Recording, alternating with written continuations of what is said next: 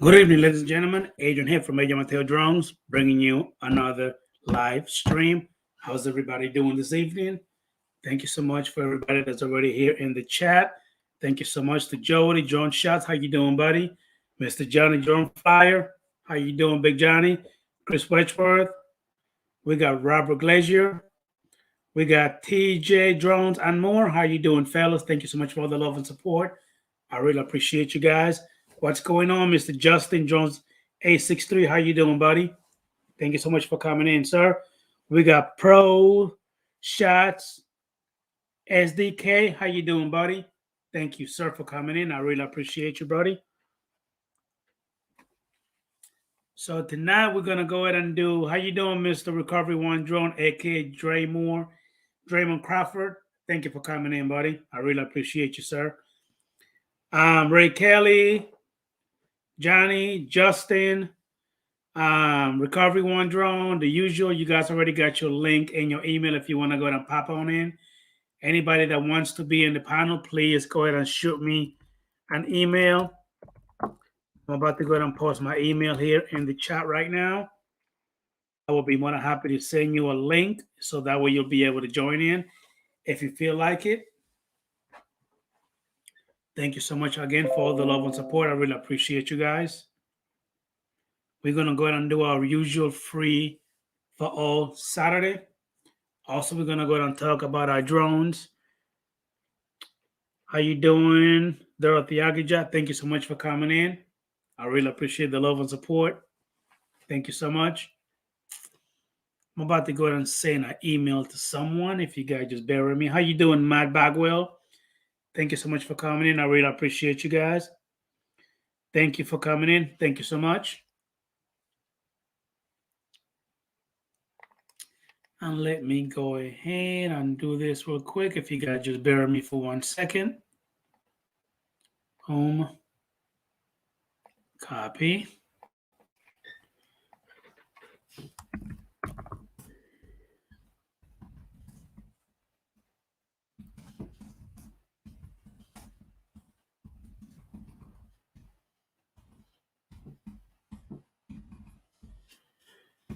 Enter. Boom. Paste. Boom. Post. Okay, I am back. Oh my goodness. How you doing, Mr. QC guy, Chris? Thank you so much for coming in, sir. I really appreciate you, buddy. Thank you for all the love and support. Thank you, sir. Thank you, thank you, thank you. Haven't heard from you in a while, Chris, QC guy. I appreciate you, sir. Thank you for the love and support and the thumbs up. Thank you, sir. I know, QC guy. I haven't seen you in a while either, man. You're more than welcome to come on in, sir. My email is in the chat. If you want to go ahead and send me an email, I'll be able to send you a link, and you can go ahead and join me in my panel if you like. I really appreciate that, sir. I didn't know that you got coronavirus, Dorothy Agijat. I'm sorry to hear that. Hope that you get better soon. Mr. Michael McReynolds, how you doing, buddy? Thank you for coming in. I really appreciate all the love and support. Thank you so much, sir. Hey, Justin, did you not get your link? If you didn't, let me know because I could have sworn that I sent it to you. And let me go ahead and bring in my first guy that's actually in the panel, all the way from New York. He used to be in Florida. I thought he was a Floridian, but he's actually a sellout. He's actually from New York. My buddy, Mr. Captain Ray. How you doing, buddy? Hey, Adrian. Good to see you. Thank you, sir. Thank you for being here. Good to be here. I tell you. So you don't like New Yorkers? Is that it? No, of course I do. I mean, I've never been there. The farthest that I went is actually to Elizabeth, Virginia. I'm sorry, New Jersey. Well, you got to get up here then. It's a only great thing place. that stopped me from going was the damn Brooklyn Bridge. If I would have went across, I would have been in New York, but I never did. Yeah. But it's funny because a lot of people, think I'm in Florida because I'm down there for the whole winter. You here for a while, man. Yeah. We go down from mid-November to May 1st. Holy! So what are you? Are you running away from the cold weather? Is that what it is? Yeah, I don't want to see cold weather. I don't want to shovel snow anymore. I'll be I damned. I do love Florida. I do. I mean, it doesn't really get cold here like it does up north. You know, we do get a little chilly, but not as cold as I really would like. A lot of people call me crazy, but I'm from the Dominican Republic, and we used to getting hot weather 24/7. I love the cold weather. I'm Ray Kelly. I do. I love it. I love the ice. As a matter of fact, I've never seen snow. As crazy as that may sound, never seen it. Well, it's an experience, I'll tell you that. Especially if you're a skier or a snowboarder. You know, but my skiing days have long passed. Got you. So, but you got a great crowd in the house tonight. Look at Yes. these. So far we got a little crowd. I think we have about 15 people watching so far. I appreciate you guys. If you go ahead and hit that thumbs up on the stream, I really appreciate that. One thing that I do want to touch base with you on, as me and Johnny been talking about, is that I think you said on the 18th I'm gonna be on your live stream. Am I right? Yeah, we got you scheduled. Yep, I got you right here. Yep. Thank you, Mhm. sir. Well, I mean, how you doing, Mr. Bob Casey? Thank you so much for coming in, sir. Really appreciate you, buddy. If you ever want me to go ahead and come on in, and I'm actually, I can make it a habit to be a regular, if that's okay with you guys, Mr. Ray Kelly. Yeah, I really yeah. appreciate that, buddy. Well, I'll tell you one thing. We love to have you, and it's very difficult trying to schedule guests. We try to space it out, get new people. So you get a fresh face, as they say. Yeah. And it's very disappointing when people cancel. I understand that things come up, and you can't make it sometimes. But I really appreciate you inviting me to come on your stream. Yes, sir. Yes, sir. Yes, sir. I'm sorry that you feel sick, Justin. I hope that you get better soon, man. How you doing, Mr. Andrew Silver Fox? Thank you for coming in, sir. Appreciate the love and support. We got Mr. Michael Mangreno. Thank you, sir. Appreciate you. Um, Let me see here. We got Dre. If you gonna come on in, you already got your link in the email. How How you you doing? doing, Sandra Boyd? Thank you so much for coming in. I really appreciate you. Dominican Republic, how sexy. Hey, thank you. Arrr. Appreciate you. So You know, how's the weather over there right now in New York, Johnny? I mean, Ray. no, it was hot today. It was a beautiful day. I did something a little different today. I went out to Riverhead. It's a town about 20 minutes from me, and I was watching a boat race. Oh, Right really? on the river, the Peconic River, and it was a different kind of boat race. When I say different, I'm going to see if anybody in the chat can guess what kind of race it was. We'll give them a few minutes. But Okay. they had a lot of boats, and it was fun. And three boats actually capsized. The people ended up in the water. So that's sort of a hint of what kind of boat race it was. Well, But I guess you should let that kind of sink in a little bit. Let me go ahead and say hi to Fly Zone Drones. Thank you so much for coming in. We got Rigor Mortis, FPB. Thank you. We got Yellow Rose Drones. Thank you so much for coming in. the Um, QC guys is saying a paddle boat race, but no, that wasn't it. that wasn't it. Okay. You know. Pros hot shot. I'm wow. He said that it's 3 o'clock in the morning over there in Denmark. Well, thank you for coming in. I really appreciate you. Thank you so much Oh, for the man, love and Denmark, support. that's great, Adrian. Yes. And Let me see here. TJ Drones and more. You said you sent me an email. Let me go ahead and check that out, buddy. Give me one. Drone Life RC says it was a sailboat race, and it wasn't a sailboat race either. Somebody said cats. Yeah, no, no. All right, I'm going to tell you, it was a make your own boat race, and you make it out of cardboard. Oh, Cardboard really? and duct tape and paint are the only things you're allowed to use. And you'd be amazed at the different kind of boats that the people made, you know. And it Yeah. was fun. And like I said, three of them didn't hold water; they sunk. you know, and they had safety boats right there, so Yes, sir. there was no danger to the people. But it Oh, was a fun day. sorry about that, Ray. I didn't mean to cut you off. I didn't say hi to Drone Live RC. Thank you so much for coming in. I'm sorry, buddy, that I didn't see you here in the chat. Hey, TJ Drones and more. I just went ahead and replied to your email and I sent you a link if you want to go ahead and come on in, buddy. Really appreciate you, bro. We got Mr. Gary, Mr. Brun Ariels. Thank you so much for coming in. I think I did. Hey, Danny, the View Chaser. How you doing, buddy? Thank you so much for coming in. Hey, Flies on Drones.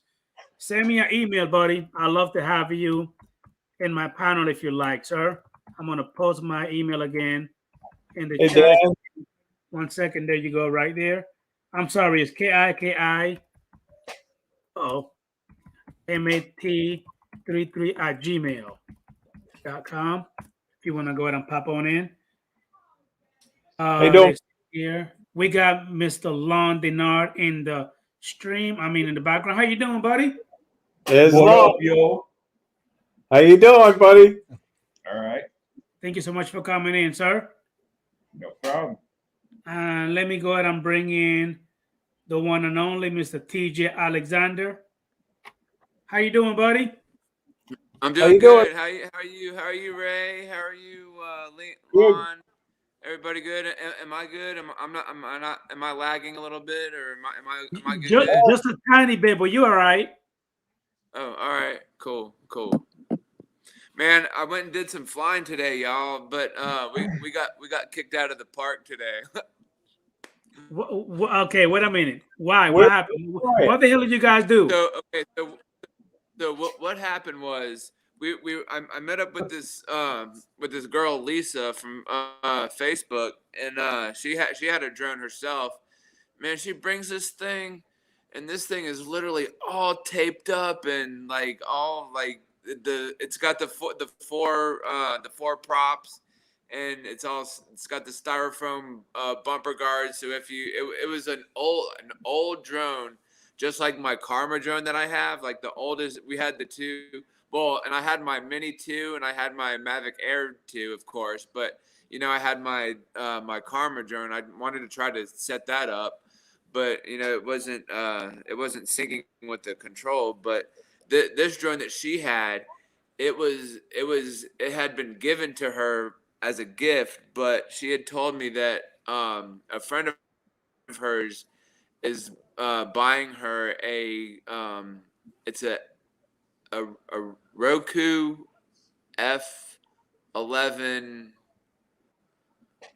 F11 something, but it's not DJI or anything like that, but it's like an off-brand drone. But I think it has the same features as the DJI. It has the a 4K camera and the gimbal, and I think it has a follow me mode and all the other features and stuff. But the drone that she had, man, this thing was crazy. I should have taken a picture of it and just posted it. So what happened for you guys to get kicked out? What did you guys do? So how that happened was we were sitting there flying, just hanging out, chilling, whatever, and next thing we know, the park ranger on her little golf cart comes along and says, "Hey, we're not allowed drones." Da, da, da, da. And we never even saw the sign when we came in the park. We never saw the sign. And then her and I got in my car and drove around up to the front. And this thing was so low to the ground you couldn't even see it when you came in. So I literally took a picture of it. That thing was so low. I was like, man, how the heck do you even see that? It's so low to the ground. Like you couldn't even see it. And so I thought they should raise that sign up so people could see it as they're I mean, it's either raise it up or make it bigger. You know what I mean? Yeah. Exactly. Which phone was it? And the same exact thing happened to Matt and I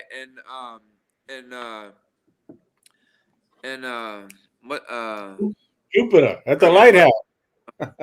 Yeah, at the lighthouse. The same exact thing happened to us. Uncle Bill. And we didn't even see the sign. And like as we were packing up our stuff, I was walking around, they were walking around, and I saw it, and I was like, "Oh, hey, it's over here, y'all! It's over here! I found the sign." Mm-hmm. So Matt was looking. TJ, which park were you in? We were at a at a park in I think it was like in Jupiter somewhere. I think it was. I think it was no, it was off of. I think it was like Okeechobee. I think it was like a park in Okeechobee somewhere. I think, to be honest. Oh, yeah. Yeah. Well, That that's a was bummer. crazy. That's the second time that's happened. Man, so it's. I mean, I understand what happened, but in a way, it's kind of yours fault for not, quote unquote, looking at the little itty bitty sign. You know what I mean? Yeah, I mean, we probably should have been paying more Yeah. more smaller attention, Yeah. I guess. But again, like me and Ray said, they should have either raised it up or just make it freaking bigger. You know what I mean? That way you'll be able to see it from a freaking mile away. Right. Yeah. So people can see it as they're driving in. Like, oh, we're not allowed to fly drones here. Yeah, that's too bad. Like if next time I happen to go there, just because, should probably let them know. Like, hey, y'all need to, or just make a suggestion if they could raise the sign or make it bigger, so that way people see it as they're coming in. If they happen to have their drone with them or whatever, like that. Gotcha. If you don't mind me asking you, TJ, what state are you in? Oh, I'm in Florida. Really? Yeah, I don't know if you could see like the two like flamingos hanging on the wall there. I see that now. If you don't mind me asking you, where you at? Because I mean, I'm in Gainesville. Oh, I'm probably like 3 or 4 hours from you, man. I'm in Riviera Beach. Gotcha. Okay. Yeah, I mean, hell, if you feel like, if you're bored one day, man, feel like taking a ride over, I can meet you in West Palm somewhere or whatever city's closer to you, man. I mean, whatever. Like if you have a wild hair one day and just feel like taking a ride, man, I'm down. So that sounds pretty good, man. How you doing, Radio RC Dude, FPB UK? Thank you so much for coming in, buddy. Really appreciate the love of support. Hey, Don, if you want to go ahead and come on in, buddy, send me an email and I'll send you a link if you want to go ahead and pop on in. So, yeah, that's a problem that Lon, happened to you guys. Go ahead, Ray. Lon, have you been flying? You must not watch my video. No, hey, Lon, you have to forgive me. He's not 100% participation. How you doing, Robert Glazier? Thank you so much for What's going on here? hey, I gotta say, Matt and I went flying on Friday, and we flew around the Hollywood water tower, and then we went to this one spot where they had like all the boats and everything. And then, as we ended the day at where our last spot was, Matt and I were literally like circling around each other. It was a pretty awesome video. I took a video of it. It's pretty awesome. I was trying to post it, but I need to make it shorter, because it, like, when I tried to post it on YouTube or something, like, it said something about I needed to transfer it onto an SD card or something, but I already have an SD card inside the drone, so I don't know. Now, maybe why would it say that? Because I don't think I've ever had that problem. Well, I mean, I do take my. It wasn't even a long video at all. It's probably like maybe like 56 seconds or something, and it wouldn't even let me. It wouldn't even let me download. It wouldn't even let me download it, or whatever. It was weird. I'm gonna have to play with it and just see what happens. Got you. Now, do you probably think? Do you know maybe Lon, why that would happen? Because I mean, Lon is my technical support. You know what I mean? He knows just about every damn thing. How you doing, Bill Ronayne Toys? Thank you for coming in, buddy. So, do you want to chime in, Lon? Maybe why that would happen? Oh, I could barely hear what he was saying. So no, he said that he had a video about 50 seconds long, something of that nature, but YouTube would not let him upload it, and he doesn't really know why. I couldn't download it onto the DJI. Is that the app? Yeah, like I have the app, but I couldn't download it to my pictures, and then download the video or upload the video onto YouTube because I don't know, the video was too long, but it really wasn't. Like I said, it was only like I don't know, like 56 seconds or something like that. Yeah, that's nothing. So what were you trying to take it? Were you trying to get it from the DJI app onto your album and then to YouTube? Is that what it was? Yeah, exactly that. Yeah. Because I don't think the app will let you do that, right, Lon? What? Sorry. Are you listening to it? Nope. Nope. You're asking, nope. Hey, Nope. McGregor, thank you so much for Yeah, Oh, one of coming. these- I have one of those. Yeah, I have one of those things. All right, Yeah. all right. Thank you for coming in. I'm gonna do that. That's what I'm gonna do. That's what I'll do. I'll do that. Take the memory. Long and the short of it memory is, card out. I keep forgetting I have that thing because I think it was Matt that told me I needed one of those. So I ordered it, and I just keep forgetting about it. Yeah. Mm-hmm. How you doing, Matt Conde? Thank you for coming in, Matty. Really appreciate you, sir. So, Long, why you being so damn quiet, man? What's going on? what do you mean? Somebody else has been talking the whole time. I let them talk. You know, what was I supposed to do? Jump in and cut him off? Well, say something, damn it. Hey, do my arms look pretty big, y'all? Do my arms look pretty huge? I don't know. I think you're gonna have to ask your wife. I have no idea. Compared to what? I know. Compared to what? Yeah, right. Anyway, if you can't download the YouTube, you got to have it on the device. You got to have the footage on the device you're trying to download from. I mean, if you're, I think I'm gonna. I mean, I'm if gonna you take have the the memory footage, okay. Well, If I'm you gonna have take the the memory footage on card your out drone, and do it like that. I think that's what I'll are you do. looking for help or not? I mean, Okay. hey, I'll Well, shut up. shoot. I'll take all the help. I can Okay. get.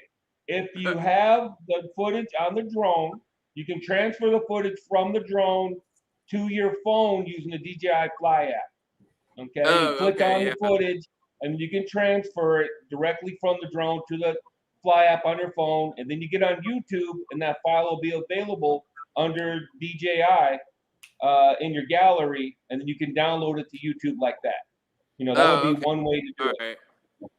Yeah. Yeah, all Or right. you could use a memory card reader and download it to your computer if you have a computer, or download it from your memory card to your phone directly. Would be faster. Okay. Thank you for coming in, Jim's droning. I really appreciate you, buddy. I mean, it's pretty easy to do that, TG. I mean, I learned, a lot of stuff, just by listening to Lon. This guy knows a lot of shit. So, take his advice. It works. He knows what he's doing. Yeah. Well, Yeah. that's I'm the one good. that told Matt to get that card reader. Huh? I'm the one that told Matt to get that card reader. Oh, were you? Hey, Matt Conde, you got your link in the email, buddy, if you want to go ahead and come on in, sir. How you doing, Bob Casey? So, question, Lon. Have you got, has DJI or any third party, have they made any other accessories for the FPV drone yet? Because I'm seeing the same old BS. Nothing new. I mean, besides what you and I already have, you know what I mean? Like the wing, all that's old, Have they came up with any new shit? No, I think we've cleaned them out, kid. I think it's a wrap. I don't think there's really anything else. It's different iterations of the same shit. Camera mounts and ND filters and whatever else. For everybody that doesn't know, they updated the Air 2S recently. There's a firmware update. So, and it changes the battery time from 5 days to 9 days. Now it also goes to the Air 2, TJ. If you download the new firmware, your batteries will discharge in 9 days instead of 5, which is good news for me because I'm tired of picking up my drone and the batteries are all half dead because my dumb ass forgets to charge them. Is that also for the DJI Mavic Air 2? Should be there too because they use the same battery. So okay, well, maybe I need to go and do the update then. Have you done the update, Ray Kelly? So when you're I did the update. Yeah. Mm-hmm. Yep. Go ahead. He's got a question. Go ahead.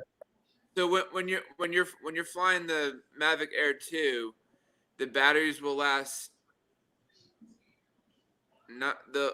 for the discharge it'll last not 9 days instead of 5. No. Yes. Okay. Yeah. Look, right now, if you do not fly your drone for 5 days, the batteries will discharge. Oh, just like automatic.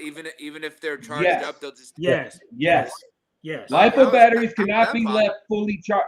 Okay, LiPo batteries cannot be left fully charged. They'll swell up and they'll go to shit.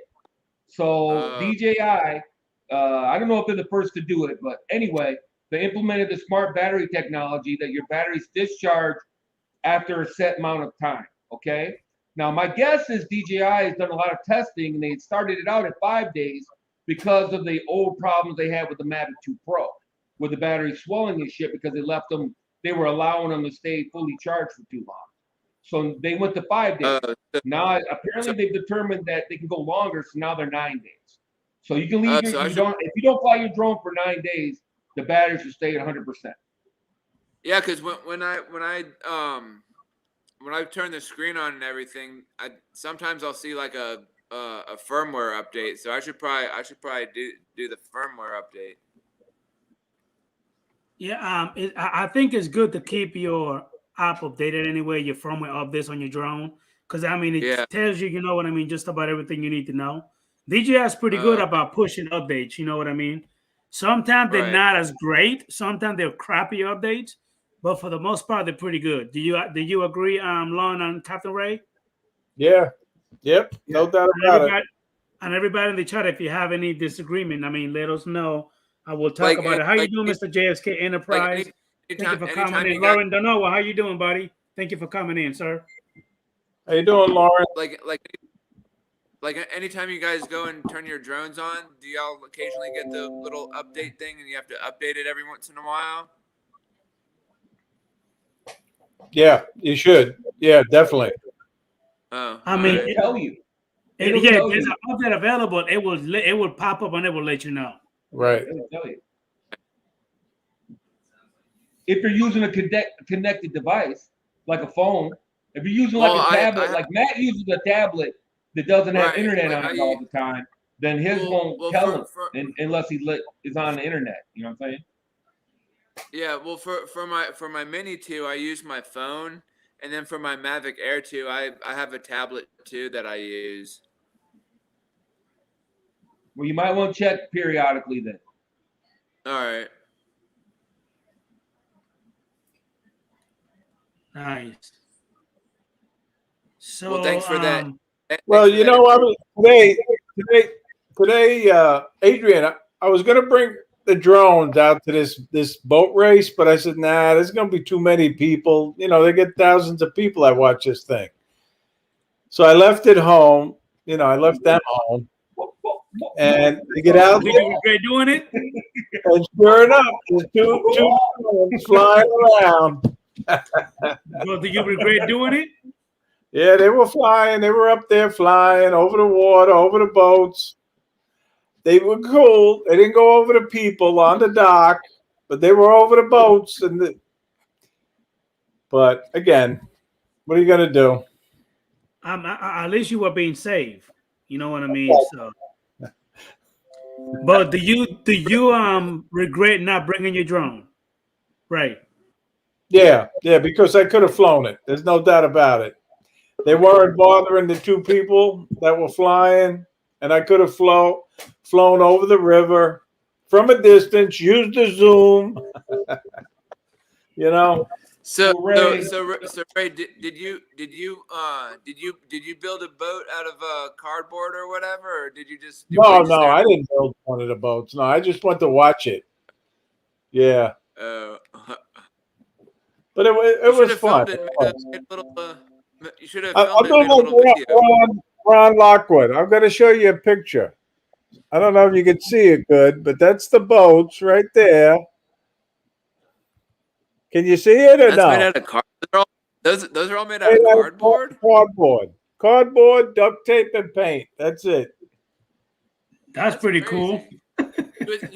You would think like as soon as you put it in the water, it would start to like soften and disintegrate and then sink all over the place. Well, some of them did sink, and I'll show you a picture there. There's one of them in the water right there. But Wow, the that's rest, crazy. the rescue boat was right there to make sure they didn't go under. You know, they had life jackets on and everything. Where was that exactly? In a town called Riverhead on Long Island. Oh, Yeah. Do they ban Flex Seal? That's a good. You know, this guy, he should be selling that stuff. Yeah. You're not allowed. I would have coated my shit in oh Flex Seal. yeah, the flex. You're not allowed to be seal. using it. All you can use is duct tape, cardboard, and paint. That's it. But Flex Seal, yeah, that's the answer. You're right, Lon. Flex Seal and then paint. That stuff seems like it works pretty good. That stuff seems like it works pretty good because I always see it advertised on TV. It's like, man, that stuff works pretty good. Looks like. Yeah, I don't know what happened, Lon. I got you. I'm subscribed to you. I got the little bell checked off, but I haven't been getting notified that you've been putting out videos. You Nah, know, not a lot. I put you're one not, out. you're not the only one, Rick Kelly. How you doing, Rocket White? How you doing? Oh, I didn't know I was there. Yes, you are. You're here. Yep. How you guys doing tonight? We're doing pretty good, and you? Pretty good. We're doing Tired. good. I did a wedding Good. today. Okay, nice. You made some money? Oh no, I don't charge for weddings. Okay. How you doing, Blind Neil and Richard Fink? Thank you for coming in, buddies. Really appreciate you guys. So, Lon, question: have you been killing the Air 2S? Is that thing still flying pretty good? Yeah, I flew it today just because I went, oh yeah, I have the Air 2S, don't I? So I went and took it out and flew it for a minute. You know, quite frankly, that's how I realized there was a firmware update. Got you. Hey, But I haven't Army even boy, how looked you at doing, buddy? Thank you so much for coming in. Hey, Rocket White, Sandra Boy just told you happy birthday, old man. Oh, that's right, huh? Why does everybody know my birth date and I don't? That's right. Today's the 7th, isn't it? Happy birthday. Thank you. Rocket. How you doing, Dre? Doing good, doing good. Thank you for How's coming in, everybody buddy. doing? No problem. Hey, how you doing, Cap? Lon, TJ, Rocket White. Hey, Dre, Recovery 1 I sent you a text. Did you get it? Let me check my phone real quick here. I didn't send it to you through Facebook, but I sent it to you through text directly. I'm looking at my text. No, I not get it. You know, Man, don't tell me you didn't get it. Who the hell did I send that to then? I don't know. Hope it wasn't your ex. So does anybody want some chips? By the way, anybody want some chips? Did you steal those from I'll have some Ron tips. Brown's I'll take stream? some Did you steal those from Ron Brown? Hey, hold on, guys. I got Dre, is your I phone got some ringing? Wine and chips. No, my phone is not ringing. It's saying that it's not available. This is the same number that I called you before. Dude, I'm looking right at my phone right now. It's not ringing. What? Hey, Rocket. You know, I'm do really you, surprised. do you notify my, Sandra my Boyd and phone's Army holding Boy up every time you're going to be on a for, stream? Because I only see them when you're on.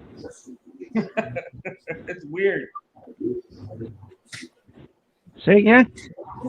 I said, do you notify Sandra Boyd and Army Boy every time you're going to be in a stream? Because I only see them when you're on the panel. I know, right? I noticed that too, Lon. They only come up when he Every comes on. time. I noticed that. He's in for like 2 seconds to hear Sandra Boyd. I can get away from that. Because they follow me around like puppy dogs. So Question for you, Dre. Yeah. Have you has there been any updates on your on that Mavic Enterprise? No, I have not. I have not taken it out because the temperature has been so extreme out here for the last month. Okay. I didn't want to risk the batteries taking them out. We've been at 100 degrees every day for at least the last 45 days down here. So I didn't want to fool with it. I took my Maverick Pro out the other day just because I had to, because I had we're doing a parks update, playground equipment being torn down and reinstalled. So I had to take photos of that. I think I did a flight.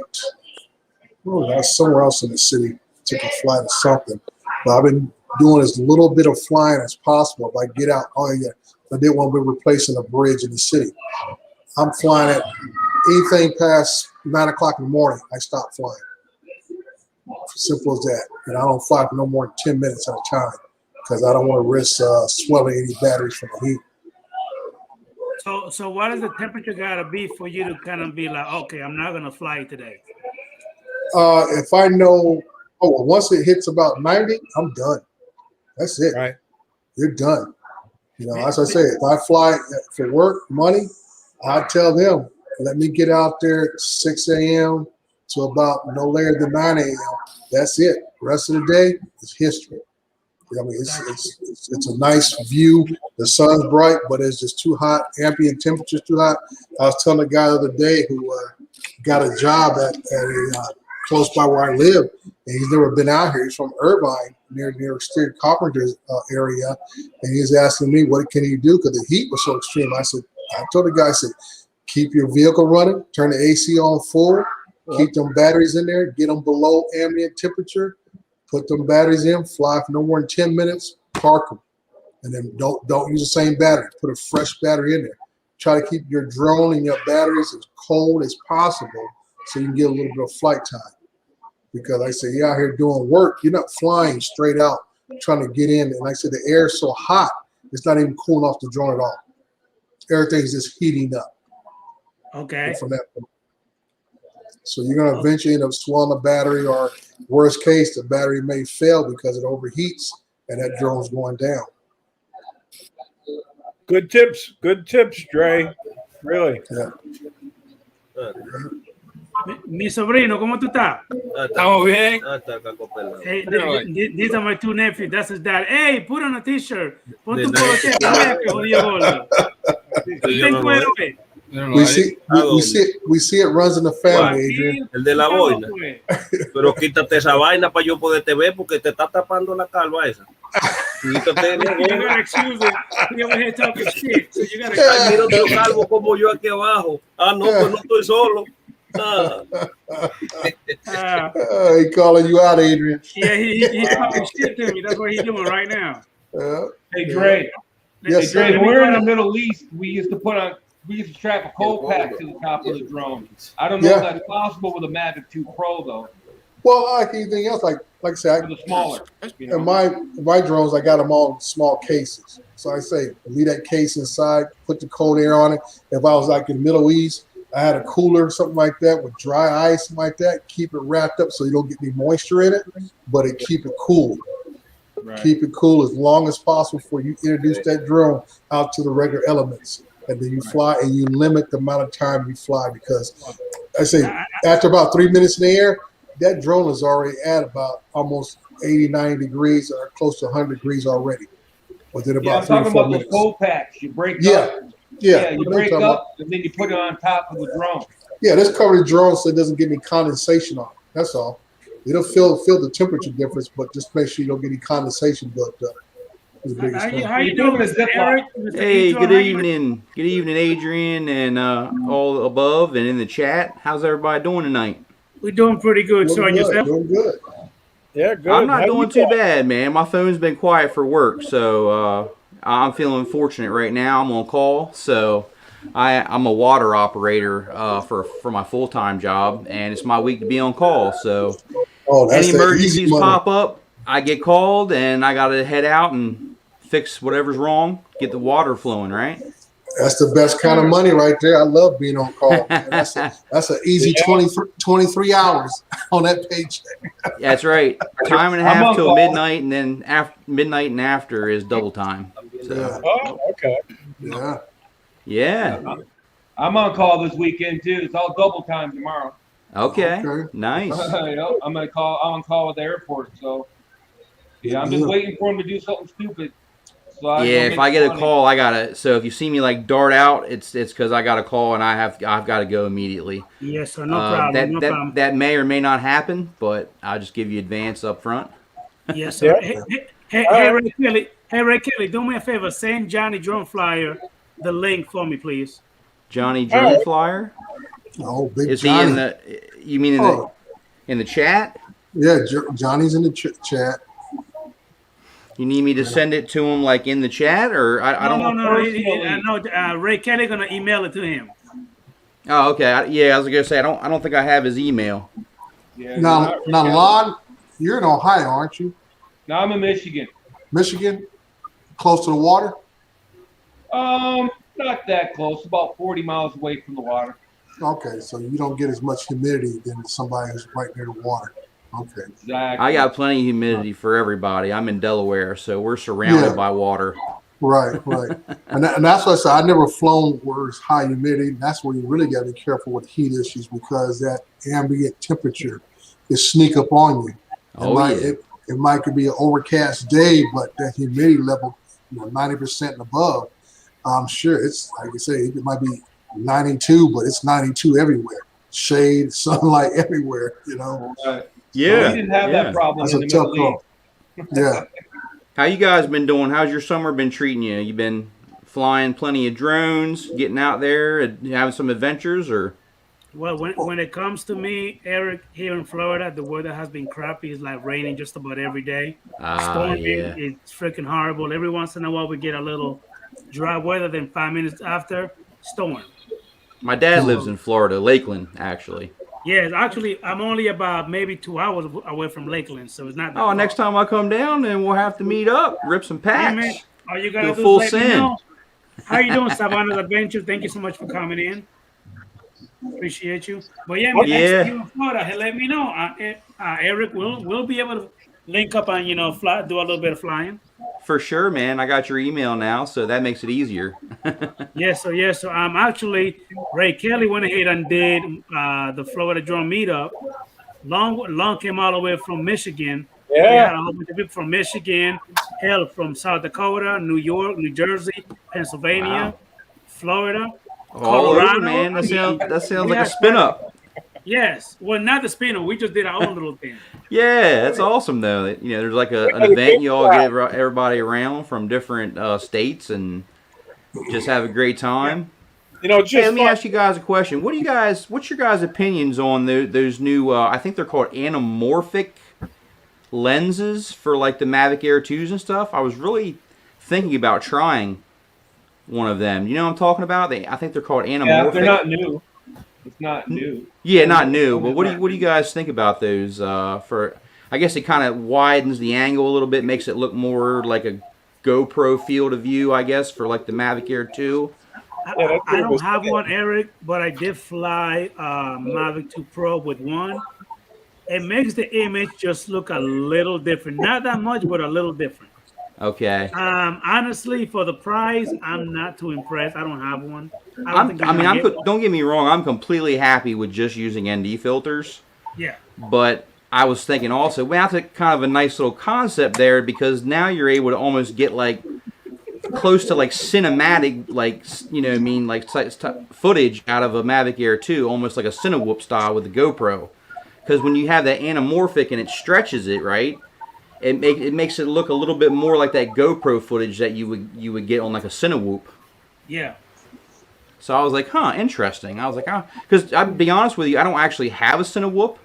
I consider my Mavic Air 2 pretty much my Cinewhoop. So I use that for all my cinephotography, and then when it comes to the FPV, well, I just throw everything I got out there. But yeah, well, you have quite a collection in the background. Yes, I do. I got the quad father here. I got the 3 Impulse RC reverbs, and then I've got the 5-inch Alien. Actually, it's a 4-inch body with a 5-inch arms. But they're all very similar, you know, in the characteristics and the flight and everything. I'm probably eventually just going to go with all the reverb because that's my favorite. But Okay. you can never have enough. So are you more of a FPV or GPS or both? Well, I got to be honest, man. I haven't really flown my GPS much at all, man. When I get to a spot, normally it's usually mostly FPV, just because I have so much of a fleet that I just bring everything out there and I just send them all, and then whatever I damage, I just fix and repair and repeat. You know what I mean? Yeah. A lot of times you might go to a spot and then you want to keep it consistent, right? So I try to have all the quads consistent so they feel the same. The parts are interchangeable. If one goes down, I jump in another one that feels right at home. What about that DJI FPV? You like that? Do you have that drone? I haven't actually tried it. I mean, it looks interesting for definitely. I've always been on the side of like building my own, And I So know Adrian loves it. what's that? Oh, yeah, that drone is Lon amazing. and Adrian both love it. Oh yeah. Okay. Yeah, because I mean, you can get some really cool shots with it, no doubt. And then you have the assistance of the GPS to help, bring it back and stuff like that. I for the type of flying that I do, it just doesn't really suit anything that I would need. Just because I try to cram these drones in the tightest of gaps and holes, and they get beat up, hit with concrete and steel and stuff breaking and. But it's a lot of fun. It's a lot of fun, The carbon fiber frames, man, they can handle so much abuse. I'm going to be flying with Stevie Bronx on Wednesday, and I know he'll be flying his DJI FPV, and I'm hoping he offers me to fly it. But if he doesn't, I'll ask him, can I fly it? I think when I think about the DJI FPV, I think about, okay, this could basically like kind of replace like a Cinewhoop. A lot of drones like that, because you can get those nice cinematic shots with that, and it's got all the flight autonomy to kind of help you, to get it locked in. And if you want to use the it does have the sensors, I guess, but more for pilot awareness, I guess, just to be like, oh crap, I'm getting close to something, I'm hearing beeping, stuff like that. But regardless, I think it's awesome that it's another option that gets more people into FPV, because that's where I want to see FPV get. I want to see it get out of the niche hobby realm and step into mainstream here like it is overseas. Overseas, it's FPV is just blowing up. It's on mainstream media. They're doing news coverage. It's all over. Everybody is accepting of it for the most part. That's what I want to see here. So DJI FPV could possibly bring that to happen. If you really think about it. Brings more people. The more numbers we have in the hobby, the greater a voice, the greater a presence that we're going to have when it comes to flight restrictions, and having a voice to voice back and say, no, like, you can't take away all our rights here. We have rights. Like, this is a hobby. We have the right to enjoy this hobby safely and have a good time without you taking so much out of it to where you can't even have a good time. You know what I mean? Yeah. Unfortunately, that is true. I mean, and if I'm not mistaken, you have your Part 107, right, Eric? That is correct, and I've already taken my first recurrent. Okay, so you have it. Dre have it. I think Lon have it. No, I used to have it. I let mine lapse. Okay. Well, I mean, for example, for Recovery One Drone, Eric, he does that. You know what I mean? Pretty good, man. He's actually pretty good at what he does, and he does that as a living also. That's awesome. I mean, I just think that there's just too many crap that the FAA is putting us through to make the hobby just a little bit more difficult. Sometimes it just gets a little annoying. It makes me wonder, like, what's next? What are they going to do next? Now they're going to send us to a freaking park to fly. Now you won't be able to fly it in your backyard. You know what I mean? Just do whatever you want to do. As long as you do it safely. I understand, doing the trust testing. I get it, because there's a lot of people that get the drones and they don't know anything about the laws, the restrictions, and it's not that they're doing it intentionally. They're breaking the law of the FAA unintentionally because they just don't know. So with the trust test, I feel like yes, I see the point in that, and it wasn't it was free to take, and it was basically it's impossible to fail. Like as long as you keep trying, you will pass it eventually. You just have to keep trying, and it's just more of an educational thing. Like hey, this is what you need to be doing. This is what you don't need to be doing, kind of thing, so that people are aware. That way, they're not unintentionally breaking those laws. But if I'm not mistaken, I think right now is more affecting me as as a recreational flyer instead of a Part 107. If I read the paper correctly, am I right about that? Well, no, I mean as a Part 107, you still have to take it. You still have to take it. Okay. You still have to take it. Yeah. Okay. And for me, I would definitely have to take it because I don't always fly 107. I fly recreationally sometimes. I fly 107. I make that decision before I leave the ground. Okay, But, go ahead, Dre. Sound like you're about to say Well, something. I was going to ask Eric, have you thought about introducing your drone abilities with your job, your everyday job? I actually did. I actually offered my services. Everybody at work knows like I'm the crazy like drone nerd. That's just everybody knows me as that at work. And they were like, "Oh yeah, that's really cool. If we ever have something that we need that kind of work, we'll be happy to reach out to you." But of course, I haven't really heard anything back. Yeah, work around here is kind of slow. It's just not really, I guess, a high demand for it around here yet. I don't think a lot of people really understand or even know how to reach out to people to be able to get that kind of work done. And Well, of course, there's always the, oh no, I'm not going to pay for somebody to do drone work. I got Peter over here who has a drone, and he'll come over here and do it. And they don't know the laws and the restrictions. All they know is they need a drone shot, and they know Peter down the road's got one, and they're going to ask him. You know what I mean? And that's just kind of what's going on up here. I know our water department here does a lot of infrastructure work. They're digging up old lines, replacing them, all that kind of stuff. Yeah. And it's not so much about the work itself, but even setting up traffic conditions. You get an aerial shot of the traffic patterns that are being laid out. Because I know when you work out in the street, you always got to be subject to liability issues working out in the roadway and so forth. So you get shots of your traffic control that's out there, see what's going on. That way you guys are covered in case there is an accident, somebody wants to sue. Then you always say, hey, this is what our traffic pattern look like from start to finish. And that's why I say, that's one of the different aspects I come in from my city is that I go out and shoot traffic control situations. I shoot property information situations. I shoot code enforcement type of situations. I was just out with the PD doing inspections with tow yards. There's all kind of stuff that you can interject a drone with, so you can do mapping, cataloging, and just information for any possibility that can come up. Because, like you said, there's also like the almost like the soil. You can actually examine the soils and see what's underneath and do all that geothermal imagery and all that. They had a open workshop where they come down and demonstrated all the drones and everything. Unfortunately, they're not really close to this area, so getting a job with them wouldn't have really been feasible. But oh man, the technology is just crazy. I mean, what they can do with the drones and how they can just scan and depict the different type of soil layers and the erosion over time, and it's insane. I mean, it's so much of a benefit, I cold called, for a couple months, man. I called like roofing companies around here to see if they needed any drone work done. I called construction companies. I called what do you call it? Construction companies. I called a lot of different businesses that I thought that would be able to utilize a drone pilot. Realty companies.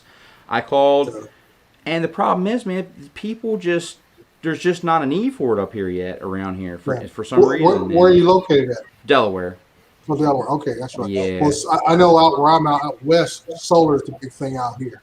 So pre solar installation, they want to get a look at the roofs to see what it is instead of putting a body up there.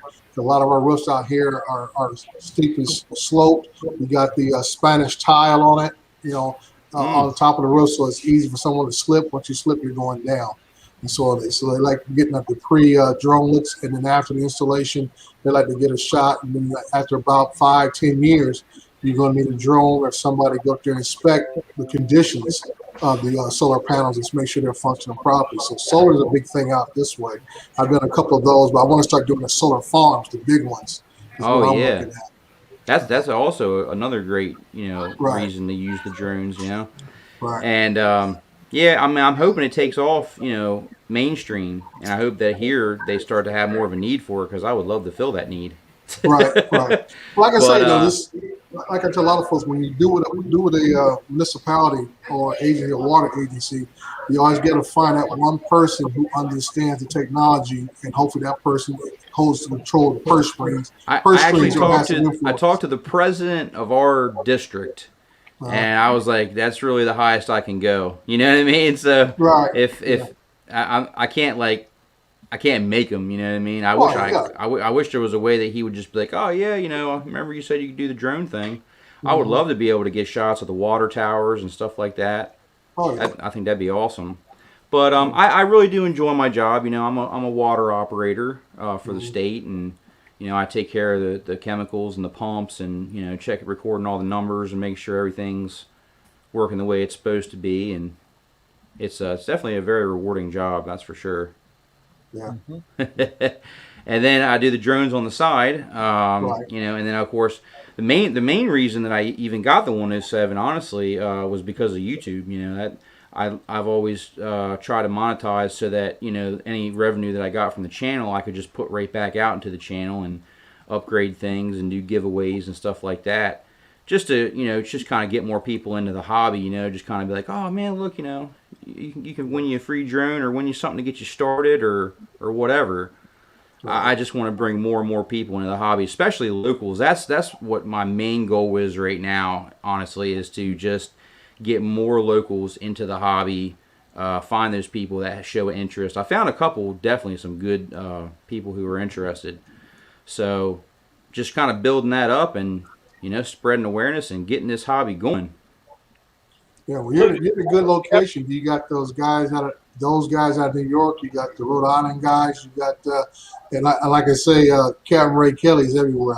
He's living the baller life. Hey, Dre, this is something that Johnny John Flyer said that he'd been doing. Have you done that before? Yeah, I've done a couple of roof inspections for a couple of brokers and stuff just to get my feet wet into it. And what you have to do is make sure you develop a SOP, Standard Operating Procedure Manual, for yourself. That way you cover all the angles, everything they want. A lot of times when you go out and do roofing work, it's not so much just flying the drone over the roof.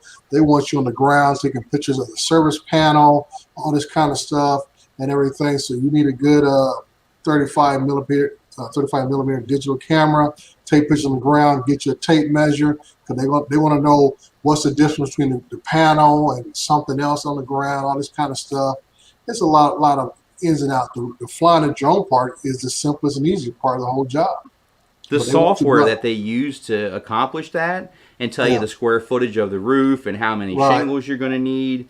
I mean, that's just next level to me. And the fact that they could just literally program it in there, push a button, and the drone does all the work while you just sit back and watch.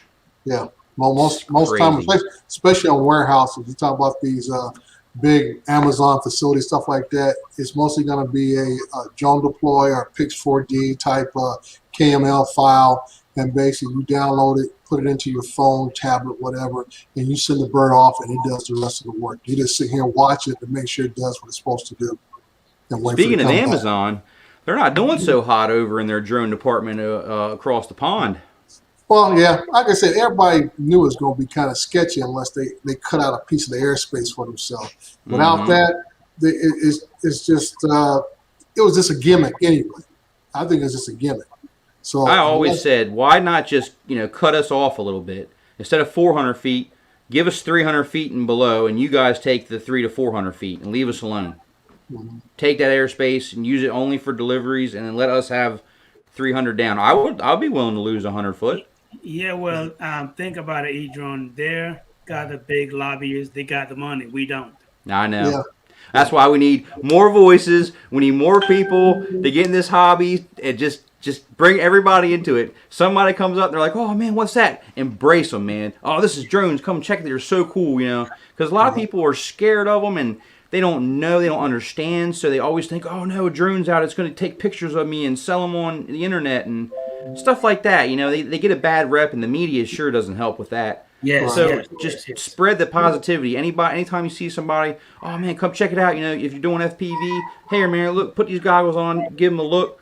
Fly it around, show them." I'm telling you, the reactions you get. I've had, I've been on public school properties flying. Security guards have come up. We've sat there and we've talked to them. We put the goggles on them, and before you know it, they're like, "You guys can come back here anytime you want." This is awesome. They said. I'm telling you, it really does make a difference. Just spread awareness and get more people into the hobby.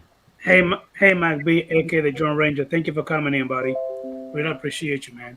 Yeah. So I see. For me, I got into it because I use it as part of what I do. I'm a building inspector, construction inspector. So I use it as part of my inspections, looking at basins, looking at anything dug out in the ground, to verify it, catalog it. Just like I was saying before, all these things I do with my regular inspections with my job, and I market myself out there to the other companies. I say, "You guys do work outside my city? Give me a call, and I'll come out and do the same thing for you guys. What I do in my city." So that's how I make my contacts, is with all the different contractors that are out there.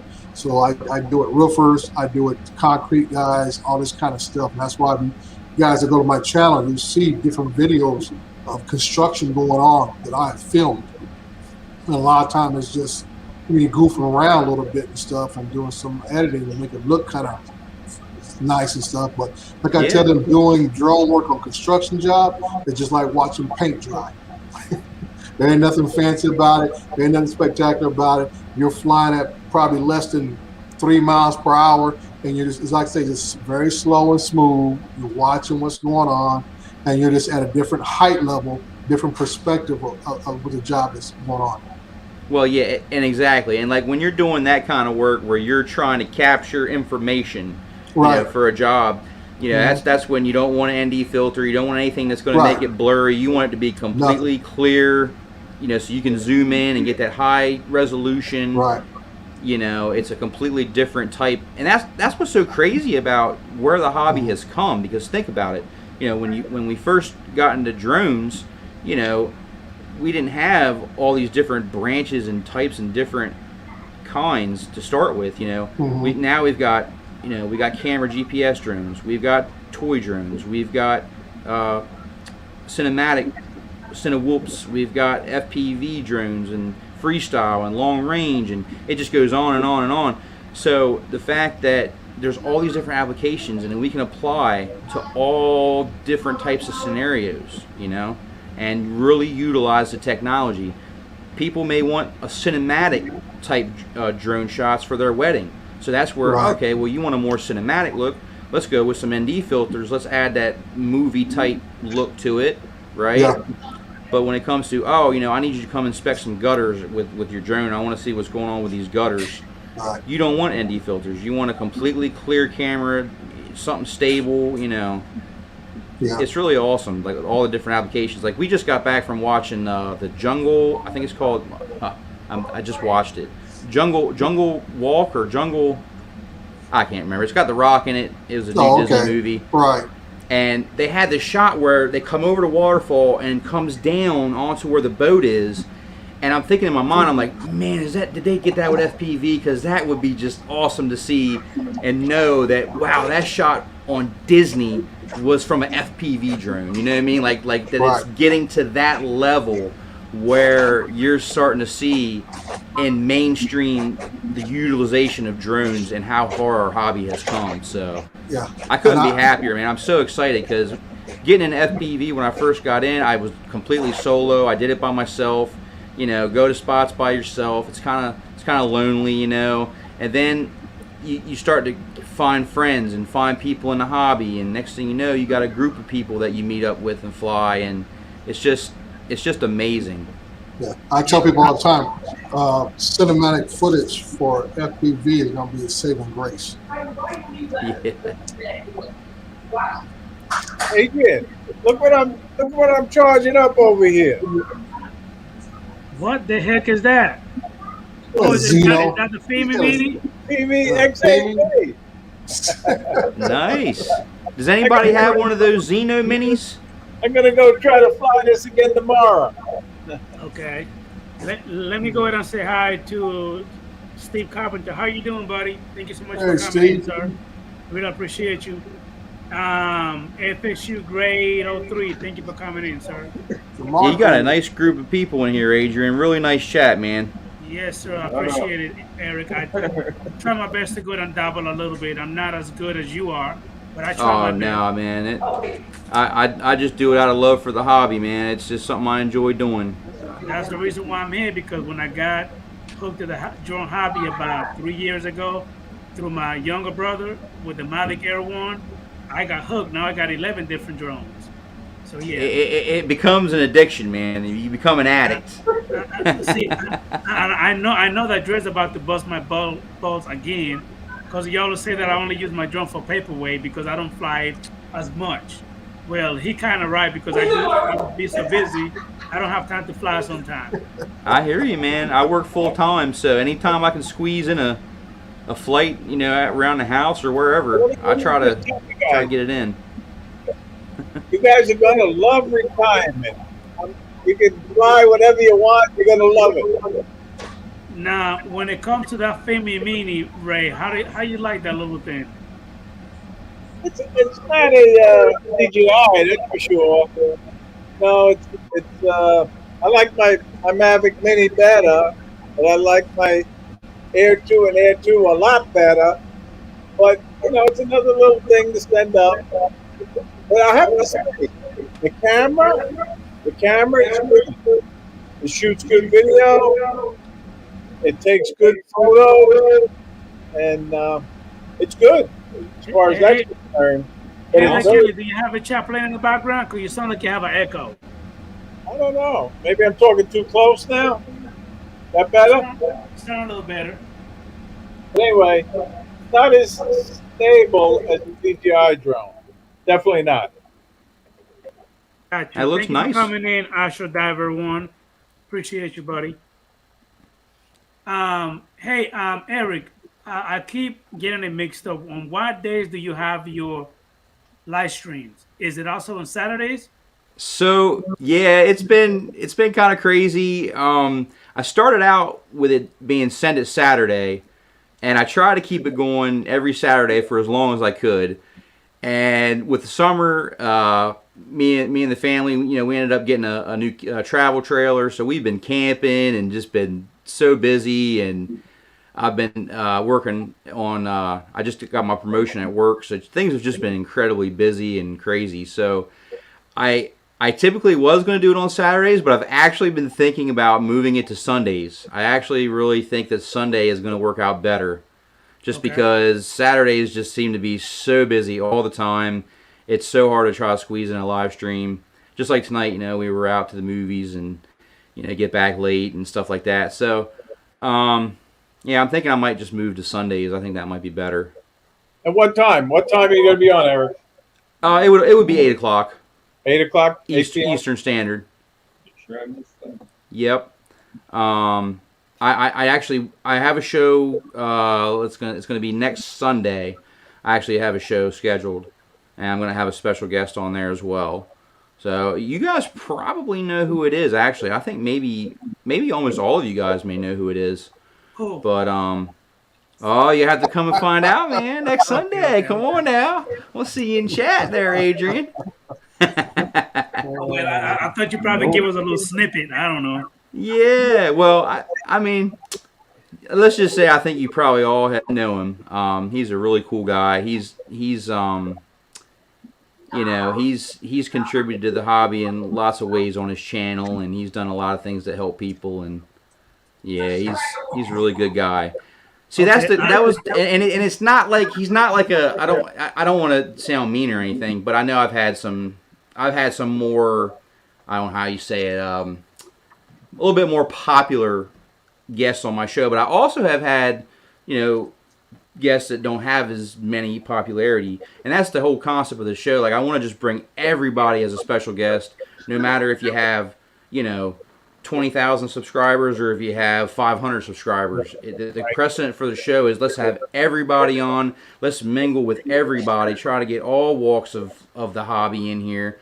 And just make everybody feel special, man, because that's why you're a special guest, right?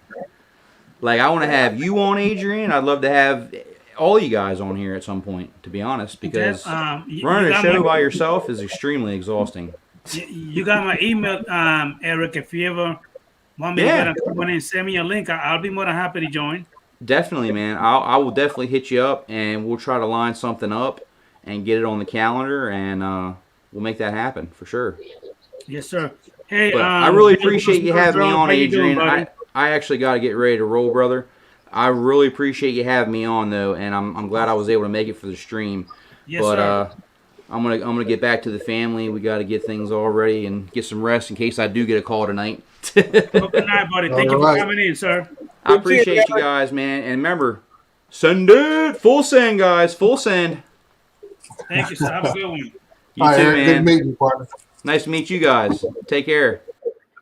How you doing, Bill? Coast to Coast Drone. How you doing, buddy? Thank you for coming in, sir. Hey, Ray, did you ever send Johnny John Fly the link? Yeah.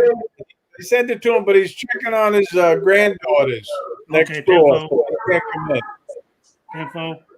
So, hey, Dre, you got my number. Send me a message real quick, because I don't know who the hell I sent my damn address to. Now I'm a little nervous now. What the fuck? What am I doing? Oh man. Let me see here. And that's the biggest thing that we have as a problem is scheduling guests. We really do. No, I don't have your number. Well, you guys actually had that guy from Hotel Evo. I mean, that was pretty impressive. Well, he was a great guest. There's no doubt about it. And I'm only a little familiar with Hotel drones. I've seen them a couple of times now. I mean, you have one, right? No, not had one. I have one. You have one, yeah. Yes. And you love it, right? Pretty nice drone, yes. No, Lon, I don't give a damn about you making an ugly face. That drone is badass. Don't even try. Whatever. You fly that FPV drone every day. That Autel's collecting dust. You break it out because right now is bad. nice, sleeping in his goddamn cage. Just leave it alone. Yeah. In matter of fact, I'm treating that drone like Dre will not pull out that damn that one that he just got. He will not take it out. Yeah, in matter of fact, that's his girlfriend. That's his baby right now. Let's see those flight logs. Those flight logs. You got like 10 hours on that bitch. That Randall wanted. He did sort of say they're coming out with an Autel Mini and a lower price drone. So I could see me becoming an Autel owner if that happens. Well, yeah, you'll buy anything. He bought that Mini. I didn't buy the Mini 2, and I didn't buy this Hubson that everybody ordered and haven't received yet. You're going through the call, bro. You know you want to buy it. Did you send me that text, right? Adrian, I don't have you on my phone, so I'm sending you an email. How the hell didn't we talk like on the phone before? Yeah, a couple of times we talked on the phone, so I don't know what happened and stuff. Okay. So, if anybody actually wonders, an anamorphic lens will give you horizontal lens flares, and it'll stretch the screen and give you the letterbox look. Right. It'll actually, it would bring it down and widen it out. Technically, you can get the same look in post just by changing your aspect ratio. Anamorphic gets more of the scene, which looks cool, but it's a lot of work in post, in my opinion. It's more work. The juice ain't worth the squeeze, in my opinion. But to each their own, Well, my opinion line is that's the reason why we got away from the GoPro was because of that look. Well, the fisheye was a big thing. Now you get too much I can't even say the word, but you get away from that so you get a more sharper, clear picture. Right. And that's the sense. So, Dre, I just replied back to your email, Dre, and I sent you my phone number just now. okay, I sent you mine also. Okay. Yeah, that fisheye look. I put a GoPro on my motorcycle just for the hell of it, and I can't even. That look. It's just. Right. I've been trying everything to get that Pocket 2 to work on my bike. I haven't bought the stupid waterproof case for the Pocket 2, but the vibration's too much for it. Oh, really? It doesn't handle. Yeah. Well, crotch rocket doing 130 miles per hour puts out a lot of vibration, and the Pocket 2 won't take it. I thought maybe this would do it. You know what I mean? Because the road on my car at 70 miles per hour, no problem, but it's just a lot smoother. You know, that little bike going on every little bump is, you know. So if I mounted to myself, it'd probably work better, but you know, I'm not a big fan of that either. So I'm just gonna give it up. The Osmo Action 2 will be out here in a couple months, and hopefully it's gonna have that the half-inch sensor with the HDR from the Air 2, and I'll just buy that and use that and be happy. Yeah, so I guess, I mean, that look has a place for it. I would not want to have to depend upon that being my whole type of video for entire part. This is like using slow-mo. You will use it in periodic spaces where it fits the content, you know, but you don't want to rely upon it for the whole thing if it doesn't fit it. You know, like to me, if you're using let's say, camera drone, yeah, some shots will look nice, give you that big view a little bit, and then you switch out to another view. That's just an editing type of thing. Like you said, Lon, you can do that in post, or you can just go ahead and fly your drone similar areas, put the filter on for certain shots, and then fly it without it, you know, and go from there. Yeah. So I think I'm sorry about that. I do want to welcome KB United. Thank you so much for coming in. Really appreciate you. Who else do we have here that I have not said hi to? How you doing, Mark McGregor? Thank you so much for coming in, buddy. Who else? I think I got everybody else. All right. We got Mr. Steve Carpenter. How you doing, sir? Good evening, gentlemen. How are you all? California. We got California A, California B right down there next to each other. Oh, yeah. The great liberal state. Yeah. So is Michigan, so you can't laugh long. Michigan. Yeah, Michigan. Yeah, I was gonna say. Thanks for ruining my night, Adrian. Good to see you, Steve.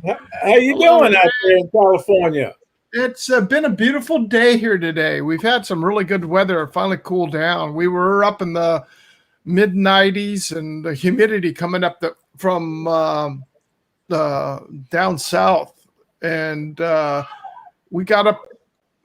God, was it Monday? It was about 96 in Laguna Niguel, and it was, I want to say, close to about 74% humidity with it. It was ridiculous. Oh, wow. Now, Ray, I want to tell you now, he's about an hour and 15 minutes away from me, okay? Yeah. Drive, about 65 miles. And the temperature difference, he said it was 96, it was 6 where I'm at. So you drive, where I live at, there's a place we can go down about as Highway 57 is the best place to know the difference here. You can drive Highway 57 that takes you out of San Bernardino County into the edge of LA and Orange County. And by the time you hit the city of Fullerton, you can feel the difference in temperature drop or raise depending which way you're going. And stuff. Yeah, it's a huge difference. Yeah, big difference in temperature. My son lives in Riverside, and it's ridiculous. Yeah. So like I say, it's just once you come out of that LA basin out here, we call this the beginning of the desert, the intro to the desert. Like you said, some is in Riverside, which is no more than 10 minutes away from me. San Bernardino Riverside is the halfway stop point to go to Palm Springs. Yeah. I was picking it up. I was thinking you were up in Sacramento area. No. Okay. I'm in the Inland Empire, what they call it, and that encompasses San Bernardino and Riverside County. Okay. Yep. Now Al Diaz is the one that's up north. He's just south of San Francisco. He's in San Jose area, and so on. Yeah. And then I think Chris Wedgeworth, he's up even further north, up there near Eureka. He's closer to the Oregon border than anything else. Yeah, they're going to be warming up. I heard that Medford, Oregon, Dre, is it tomorrow? The next day is going to be up to 105 and then 109. Yeah, that's for Oregon. That's insane. That is insane.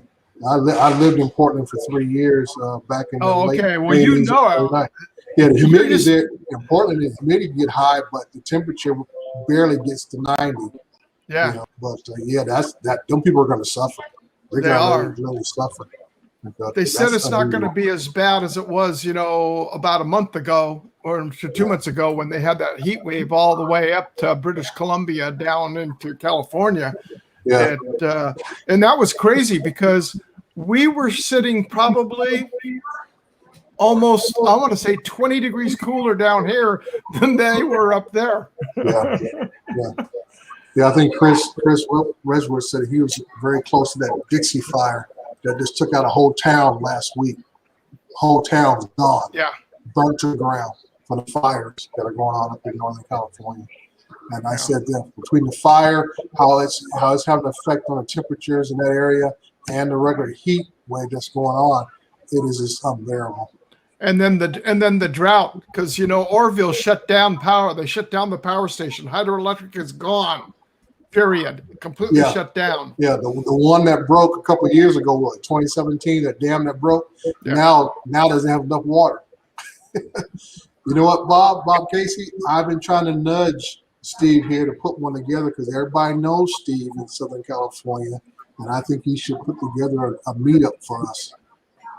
I would love to. As soon as work calms down here a little bit over the next couple of months, I would love to do something like that and have it here down the coast because, as you know, Dana Point is open on the coast here for flying. It's pretty good. The only thing you can't be in, but you can take off right next to it, is Doheny State Park, which borders up next to the harbor. You just got to be away from that. Yeah. And I'm pretty sure, Steve, if you put something together, we can probably get Adrian from Flight Path to come out there since he's one of the big YouTube people and stuff. Oh, yeah. I text back and forth with Adrian, so he said if he could get through. I know he's been busy with the kids. Yeah. So Stephen Gray, why don't you have one in like January? Pick a date, put the invitation out there, and people will come. Mark my words. Oh, yeah. Like I say, and see, out here in Southern California, the winter months are the best months to fly because the weather is perfect. We're talking about here where it's only 65, 70 degrees, especially where I live at. Yeah. January, we have 65, 70-degree weather, and it's the perfect time to fly. So it's that could work out anytime in November, December, January. If it ain't raining, which we might get about 12 inches of rain per year if we're lucky. Most that's with the rain gauge underneath your sprinklers from your lawn. Right, Your lawn. Hey, Third Eye View, thank you for coming in, buddy. I really appreciate you, sir. Mr. Bill Ronin Toys, how you doing, buddy? Thank you for coming. Yeah, I definitely wouldn't want to have one during the summer months. It's be too hot. So we have to do one in the fall, or like you say, in the winter would be ideal. Or even or spring too, because that's. But see, hey, go ahead, Adrian. Go ahead. If we have a drone meetup right now in California, and it so happened that I meet you, Andre, and he will not let me fly that damn drone that he just got just recently, we're gonna have to fight. Do you hear me? Because I'm gonna be flying my drone. He's gonna let me take that thing up in the air at least for 1 minute. Oh yeah, I'll let you take it up for a minute. I'll let you launch it and snatch the controller out your hand. Hey, two things. You know, Dre, you ought to come up here because I can get you gigs doing crane inspections. That's a Yeah. big one here. Is crane Yeah. inspections. They're on these Yeah. 40-story buildings, 100-story buildings. You know, it's a 1 or 2 day affair to do a crane inspection, and they got to shut down the work site for the guy to climb up there, do the inspection, then climb back down and all that, and then process the photos and whatnot before they let them go back to work. Yep. So they spend big money on that, and they're willing to pay big money. Yeah. You just got to have the right drone, and I think Yeah. you do. I think you do with the advanced. I think you have just good enough a camera for where they would allow you to do it with a drone. So you might want to consider that. Secondly, everyone talks about regulations, but the very minute they start relaxing shit a little bit, some jackass hits the World Trade Center. Oh yeah, You know, I you saw see that it all, and video. it's like, Yeah, that's ugh. right. You know, Really? like I say, New York is one of the hardest places to fly in, and he wants to go right smack in the middle near the Trade Center, and then talking about he's trying to fly some little 10-foot fountain that hits a building. I said, dude, that's just Really? But see, if I'm not mistaken, Dre, people like that are the one that gave us a bad name. You know? Yeah. Oh yeah. We doing the right thing, and then this dumbass wanna go and screw it up for everybody else. Oh yeah. And he wants to sit there and wants to plead ignorance and want people to feel sorry for. I can't get my drone back. It's stuck in the building. And I'm like, hey, dude. I said, what were you looking at when you were flying? Yeah, You're only 10, 20 feet off the ground if you were actually 10, 20 feet off the ground. I know he was higher up. I know he was higher up. 30 stories up or something like that. But Dre, not just that. Who's the dumbest that flew it up there? Because you didn't. He did. Yeah. But I say, we all get lumped in. That's what it always is. We all get lumped in because we're all doing the same thing as far as other people are concerned. The way the media is concerned, even though the media themselves are using drones more and more every day. Every news clip you see, they even announced in the corner said, "Oh, this is Channel 13 drone camera, ABC 7 drone camera footage and stuff." And they use it more than we probably than most of us fly. Our local station has an Inspire too. Yeah, I've talked to that guy a few times. Yeah. And I don't think he did anything illegal. Everybody's acting like he did something illegal, but he was flying in a legal zone. I checked it. The zone is legal for it to take off from. You go out before you fly. It's perfectly legal to launch from there. So, as far as that goes, it's just a dumbass. Yeah. What it's going around to. Yeah, it's a tough situation. And when I say you crash and everybody knows about it, and then you put yourself out on YouTube on top of that. On Facebook. That was a real big part right there. Hi, I'm Mike, and I crashed my drone into the World Trade Center. Yeah. Yep. I would have been like, nope. I'm out of here. Exactly. I would have rolled my ass on out of there. I'm like, okay, taxi. But Lon, think about it. I mean, this is what my granddad used to tell me: you can't fix stupid. There you go. No. Yo. Amen. Hey, listen, I don't have to call nobody name. God damn it, the truth is in the pudding. You know what I mean? You did it, so you can't tell me shit. Yeah. It was just a dumb move. Well, Captain Ray, I will be out in your neck of the woods next year for sure. I'll be out in New Jersey, Philadelphia. I'm probably going to drive down to DC area sometime next July. So, oh really? I will be trying to track down a few folks. It's for a family reunion thing, but I want to go see a couple other sites. My wife is from Philadelphia. She wants to take me on tours of all the historical sites that she saw as a kid growing up, so she wants to drag me along. So we're gonna go. We're in DC. There's probably a lot of good places in Philly to fly, as we know. Yeah. I'll have to track down Billy Kyle and maybe Mikey if he's con off his meds or something, and see what's going on. Where in DC going to be? I have family that both work for the federal government. They live just outside of DC in Virginia. They're about maybe 30 minutes outside of DC. Alexandria or No, I stayed in Alexandria when I was there last Yeah, time. I used to live in Alexandria. Yeah, I stayed there last time when I was out there. Nice little area. I liked it when I was there. Yeah, I used to live Right in across the Alexandria. river. Yeah. I lived in Crystal City for a while too. Okay. Crystal City's just a Crystal. Yeah. it's not really a city, you know what I mean? It's like a Right. concrete slab that they put some buildings on, and there's a couple subway stations, and Yeah, so- Crystal City. Yeah. So leading up to next year, I will be reaching out, and hopefully I'll be able to meet up with some people. Even if I'm just observing, watching other people fly, I'll get some footage or whatever, and have a good time. I flew with Brad Alston and Al Duranafly and Rodney Bell in Richmond, Virginia, and that was a okay. fun day. How you doing, Jody Drone Shots? What's going on, Chris? Sunrise Water Media. Thank you so much for coming in, buddy. How you doing, Jody? Hey, Chris, how you doing? question, Ray Kelly. TX Arch Drone Guy, isn't that Mike? Who's that? Drone? This one right here, isn't that Mike? Which one? If Oh, you no, look at no. the chat, That's Mike. Michael Okay. Wright. that's what I thought. How you doing, Michael Wright? I just forgot the name for a second. Yep. So, Dre, I want you to bring that bird out. No, for real. I want you to do like an unboxing. Then I want you to go ahead and do the first flight.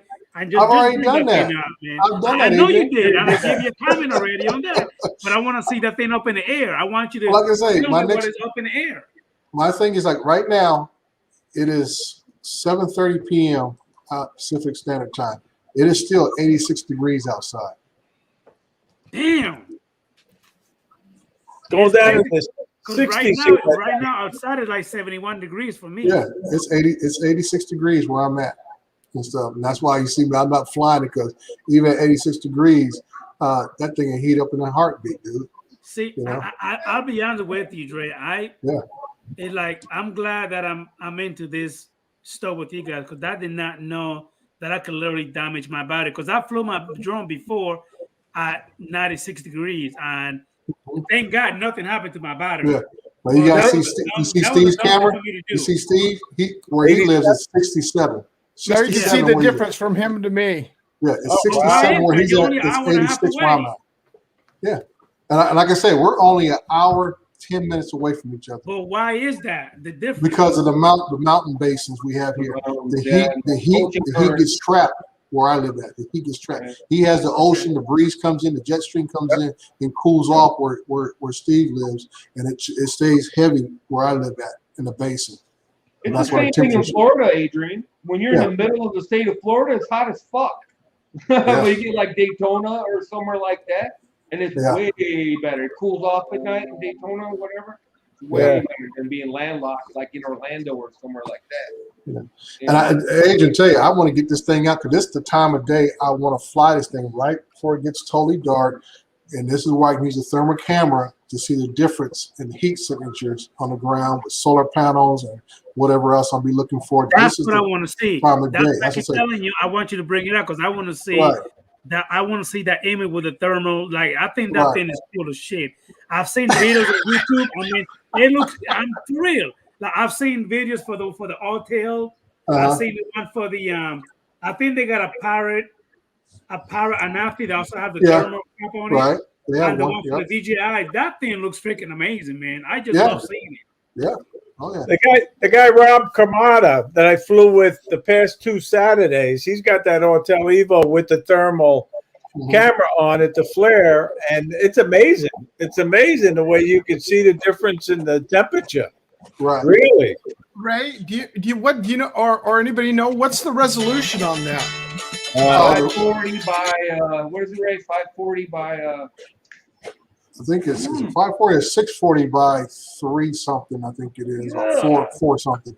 But it's way leaps and bounds above the original dual by a long shot. It is up there. It competes with the Matrice, with the H20T camera. Yeah, it competes head to head with that. It's on par with the Autel. They're all in the same boat now.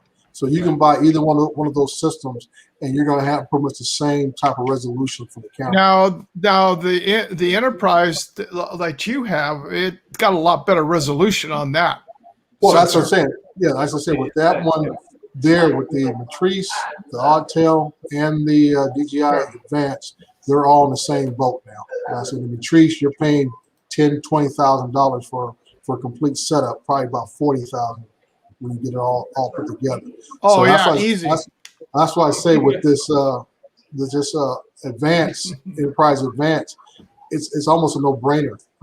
I've been talking to the guys from my PD, and I tell them, I said, you guys going to go for this because they have the older Maverick 2 Pro, or no, the Dual, I think it is they have, and they hardly even use that. And I said, for you guys to go out and buy any more Inspires, you guys should look at this. And I told the same to the guys at the fire department, same thing.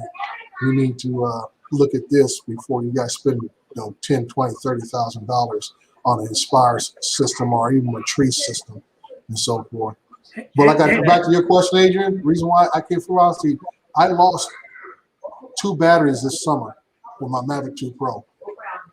That's $200. That's $200 a pop. Yeah. So, and again, Dre, as I said earlier, just now, this is the reason why I love this hobby, because I learn something new every day. I did not know that I was taking a risk by flying my drone at that damn temperature that I could easily fry the battery. But thank God it never happened. You know what I mean? It got hot as shit. But I mean, I was sweating and I'm flying. And it's 99, 100 degrees. I was still flying, right? But nothing happened. But I did not know that I was taking that risk. Like you said, it could easily damage the battery life. I mean, look what Third Eye View is saying. You know what I mean? Yeah, right. And that's why I said, the guy asked me the other day, I said, man, keep your vehicle running. Keep those batteries below ambient temperature to start off with. Fly no more than 10 minutes. And I said, as soon as you land that bird, pop that battery out, throw it back inside your vehicle. Had that AC blown on it to cool it down, cool the drone down as fast as possible. Thank you for coming in, Fly Drones. I appreciate 640 by 512. Yeah, 640 by 512. Yeah, 640 by 512. Oh, I'm sorry, Mike. Megapixel sensor and 32 times zoom. So that's why I keep looking at it. But I need to get more information before I make that kind of investment. Because the Dual, I finally got rid of because it's just it's trash. When it came out, the Dual came out, it was like, wow. Everybody's like, wow. You know, but now it's garbage now. Well, the regular camera sensor is fine. It's the FLIR camera on it is not that good. The resolution was terrible. Yeah. Well, for those days, though, that camera on a drone that size was a big deal. When I had my 3DR Solo, we went to the Kodak, and that stupid thing had a lower resolution yet. The thermal camera they made for the Solo had a lower resolution yet. But that was groundbreaking at that time. You know, so... Hey Dre, do you keep like just a thermal bag? You know, like you go to the grocery store. You know, because we have to pay. You have to bring your own bags. The thermal bags, and just keep blue ice and container in the bottom, and then you can set it on top so the cold's going down, but it cools them up on top. Yeah, that's what I told you. I have the old thermal bags from the Phantom 3 series of batteries and stuff. So I got like 6 of those bags I can throw those batteries into. Like I tell somebody, if you want to bring a cooler, throw some dry ice in it or something like that, just to keep those batteries cool at all times. Well, that's what I'm saying is those blue ice. You just freeze those blue ice packages, and then put like a board or something on top, so you got a buffer in between. Right. Keep and with the condensation cold being down, any moisture that there shouldn't affect the electronics. Right. And that's why I was telling Adrian earlier that, the little bit of flying I'm doing now, even for the city, anything past 9 o'clock a.m., I'm not flying anymore. I'm just, like I said, the batteries, it's too expensive. I mean, like I said, I lost a total, 3 4 Maverick Pro batteries over a year ago. I lost 2 Maverick 2 Pro batteries this year. You know, I said, Yeah, I know that. yeah, I mean, it's part of the maintenance of flying. But like I said, you keep learning. You keep learning in this business when it is a business for you, that this is a risk that you don't want to keep encountering because you're losing money. Yeah. You're eventually losing money. You know, one thing that I admire about you, Dre. Some people take their drones for granted, but you actually take care of your stuff. Like when I hear you talk about your drones, it almost sounds like you talk about, you know what I mean? Like, matter of fact, you take pride in your drone. Like I take pride in mine. Like, I don't want none of my drones to ever, you know what I mean, have any issues. Right. You know what I mean? Break, you know, battery blowing out or anything. Like I always say, Adrian, I didn't get into this as a hobby. I got into this as part of my profession. So it's a tool for me.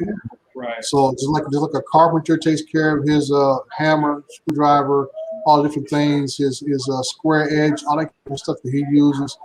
Asphalt guys take care of the scrapers, the rakes, all different things. So part of your job. As a cop, I made sure I was proficient with my weapon. I made sure my son, everything I had was good to go. My collapsible baton, everything was good. Because you don't want to be in the mix of something and something doesn't work.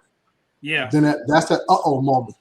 And then sometimes or show up to a job with everything not working, ready to go when you arrive on that job. Yeah. So like I say, my drone is part of my business for what I do. So I have to make sure I'm prepped, make sure my gear is prepped. It's like I say, I go out and do a job. It's like you guys, everybody, charge their batteries the night before, or hours before they go out in the morning, or whatever the case may be. I got to make sure I go in and make sure all of my database for DJI is up to date, because I don't want to waste any battery time waiting for an upload to happen. I mean, sometimes it still does, but if I make sure I did the night before, less likely chance that happened, less likely chance I got to waste a battery on doing an update while I'm out in the field. And the same thing, anything else, I make sure I have all my gear packed up. Nothing worse than going somewhere and you're missing a data cable, you're missing something else, and you got to drive back home to get it. And stuff. So that's just, like I said, that's just any business you do. That's just easy. Just like Adrian was saying, though, Dre, you know, we listen to you a lot, and we can tell that you're very organized, very professional, you know, and you always put out good tips.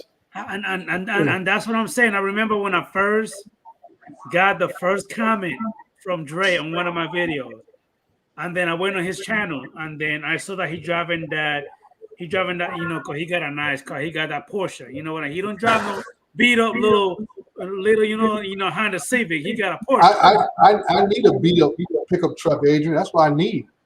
Okay. So I go to some of these jobs on these back roads.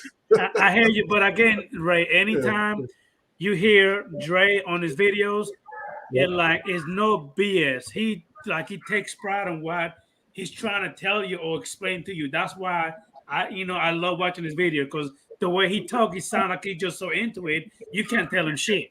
He love what he does. Exactly. Well, Ray Kelly can tell you, coming from our background, law enforcement, you got to be on game every time you step out the station. You can't. You can't be out there being second guessed by the public, or especially with the bad guys. You got to know what you're talking about all the time. Well, not just that, Dre. If you in law enforcement, you want to look presentable, like you know what you're doing. You don't want to be the laughing stock. You know what I mean? Or people are like, who the hell is this damn rookie? His shoe not even tied, straight. That's right. Look at his shirt. You want to look, presentable. It's kind of like Steve. I remember calling Steve one time with a computer issue. Steve walked me through every step by step of what to do. Mm-hmm. I didn't know what the hell I was doing. Steve went in and told me, Adrian, this is what you got to do. Shut up, Adrian. Listen to me. This is what you got to do. Then we went step by step, and we figured it out. Yeah. So like I said, it's for me, and I know Captain Ray's same thing. We come from similar background. It's a mindset. Just like I'm hopefully I'll be promoted here pretty soon to the public works safety officer position. which I'll be in charge of all safety for the Public Works Department. And I told folks that, you know, safety is a mindset. Everything you do, from every mundane thing you do to the more expansive things you do.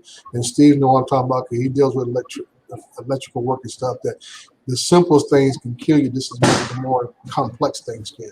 Yeah.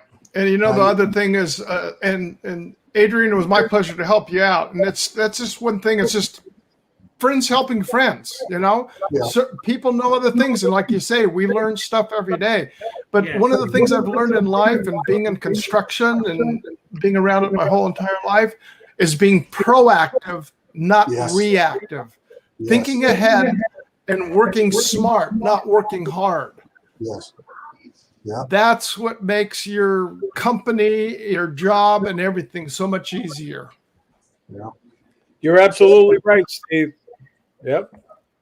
And I You know it, Ray. You're on the same line. You were around it all your life, you know, Yeah. and you saw in both of you, with Dre and you, and all of us have. Lon, with your business, you know, business and where you work, you see it every day. And you, Adrian, and the people in the chat. We can look at things and you go, okay, fine, that's one thing, but it's, you see the faults of what not to do. That's what'll make you the better person. It's the same thing like me, Steve. I've been driving trucks going on 17 years. Yeah. If I didn't know what I was doing, I would have been fired a long time ago. Yeah. And listen, I'm to the point that I could take that truck, whip it and turn it around with places you won't even know what to do, because it just comes second nature. You know what I mean? I could whip that thing anyway safely. Even though I'm whipping it, I know how to look left, right, forward. You know, just by doing this right here, just taking my time. I mean, the more you do it, it comes. Like, well, how does the say go? Like the palm of your. How does the say go? Like the palm of your hand. Know the back of your hand. There you go. That's what I've been looking for. And that's all that I try to promote, Adrian, is that even though you may be a recreational pilot, whatever, what you do reflects on you as a person. How you do it reflects upon you as a person. Exactly. And as I say, we want to go out there and have a good time, but like I said, we need to understand what we're using out there. Like I said, the FAA classifies all drones. It didn't say just DJI drones, all tail drones, all drones as aircraft. Okay, but that responsibility, people need to realize, I have an aircraft in the air that I'm supposed to be controlling, supposed to have visual line of sight. I'm supposed to, you know, all the different things are under my control as the pilot in command. You know, whether you're 107 or recreational, those are some of the basics that don't change if you have either one of those status.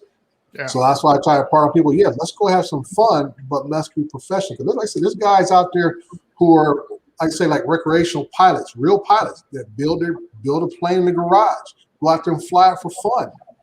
But they're professional pilots.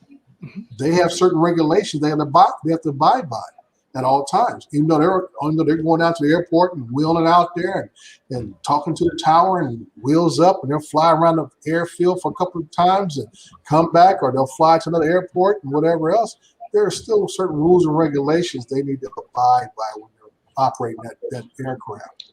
And that's the one thing is for the drone. Go ahead, Lon. Well, sometimes they do. We used to fly ultralights, and there's no regulations on those. I always thought that was crazy because we were flying them. There was no rules at all. We would get in an ultralight and fly them all over, just do whatever we wanted, and there was no rules at all. I always thought that. And then I got the drones, and then people are talking about, and there were no rules when I first got in the drones either. There were no rules. So it made sense. But then all of a sudden they wanted to regulate drones, but no one's still not talking about regulating ultralights. I can go to my buddy's barn right now, pull out an ultralight, you know, gas it up, build the wings, and take off right now and fly around and do whatever the hell I want, as high as I can make it go, and then land it again, and no one will say dilly squat to me. Yeah. You know, like I said, there's always going to be a loophole somewhere. But like out here in California, we got the, Steve talk about the jetpack guy or rocket guy. They keep showing up by the airport. Technically, there is no rules. Nope. But this guy's flying in controlled airspace near airport involving air traffic. Yeah, I thought that was it. That's always blown my mind. Like I said, I've been in it for a really long time. Yeah. You know, and it's always blown But my mind. You know, Dre, can this fly your catch-all. own life and do whatever you want, and no one says anything. But Yeah. you fly a 2-pound drone off. You launch a 2-pound drone off the ground, and you know everybody loses their minds. I just thought that was Go ahead, Ray. That jetpack guy though, and that ultralight guy, if they cause an accident, there's reckless endangerment involved, Yes. and they can be charged criminally with that offense. They'll always drag some ordinance or law into it when something happens. Yeah.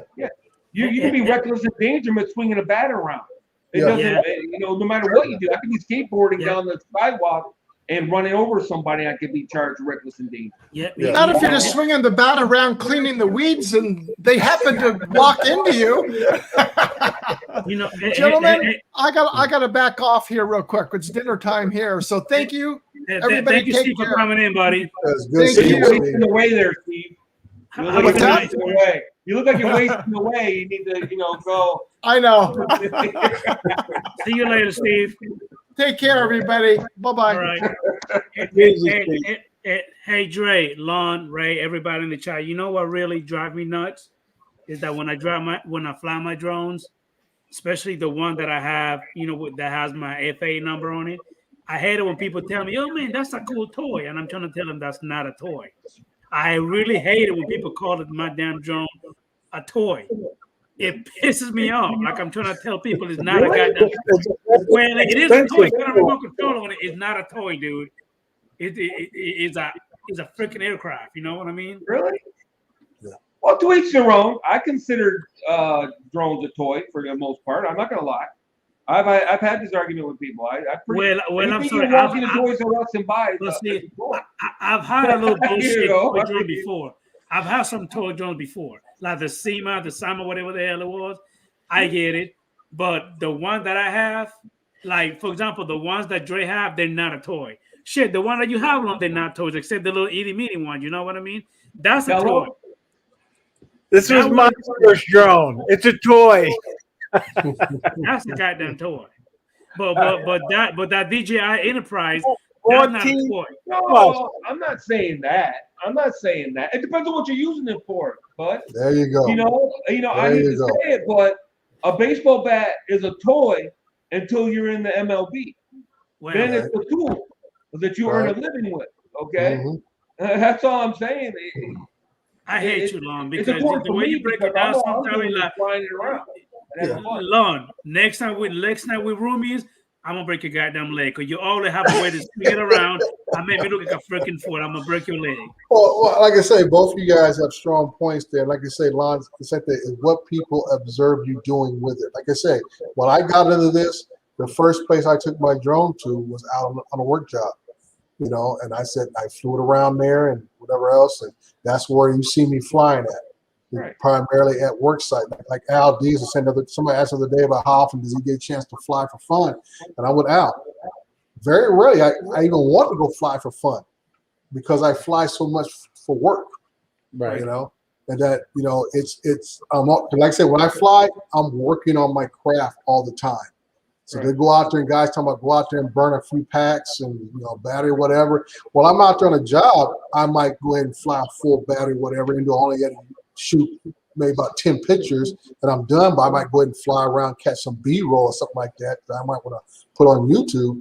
But other than that, for me to go outside, I can't tell you the last time I flew a drone from my own property, my home, from my house, probably over a year and a half. This is the last time I flew a drone out of my backyard off my front driveway and stuff, because I do it so much during the week and stuff. So like I it's all say, about what you use it for. My crotch rocket is a toy, but if I was using it to get back and forth to work and go buy groceries, then it would be transportation. It all depends on what you're using it for. But see, Lon, this is why. Hey, Dre, if you ever meet Lon in person, I swear to God, he never shut the fuck up. He talks to you even when you sleep. Do you hear me? Yeah.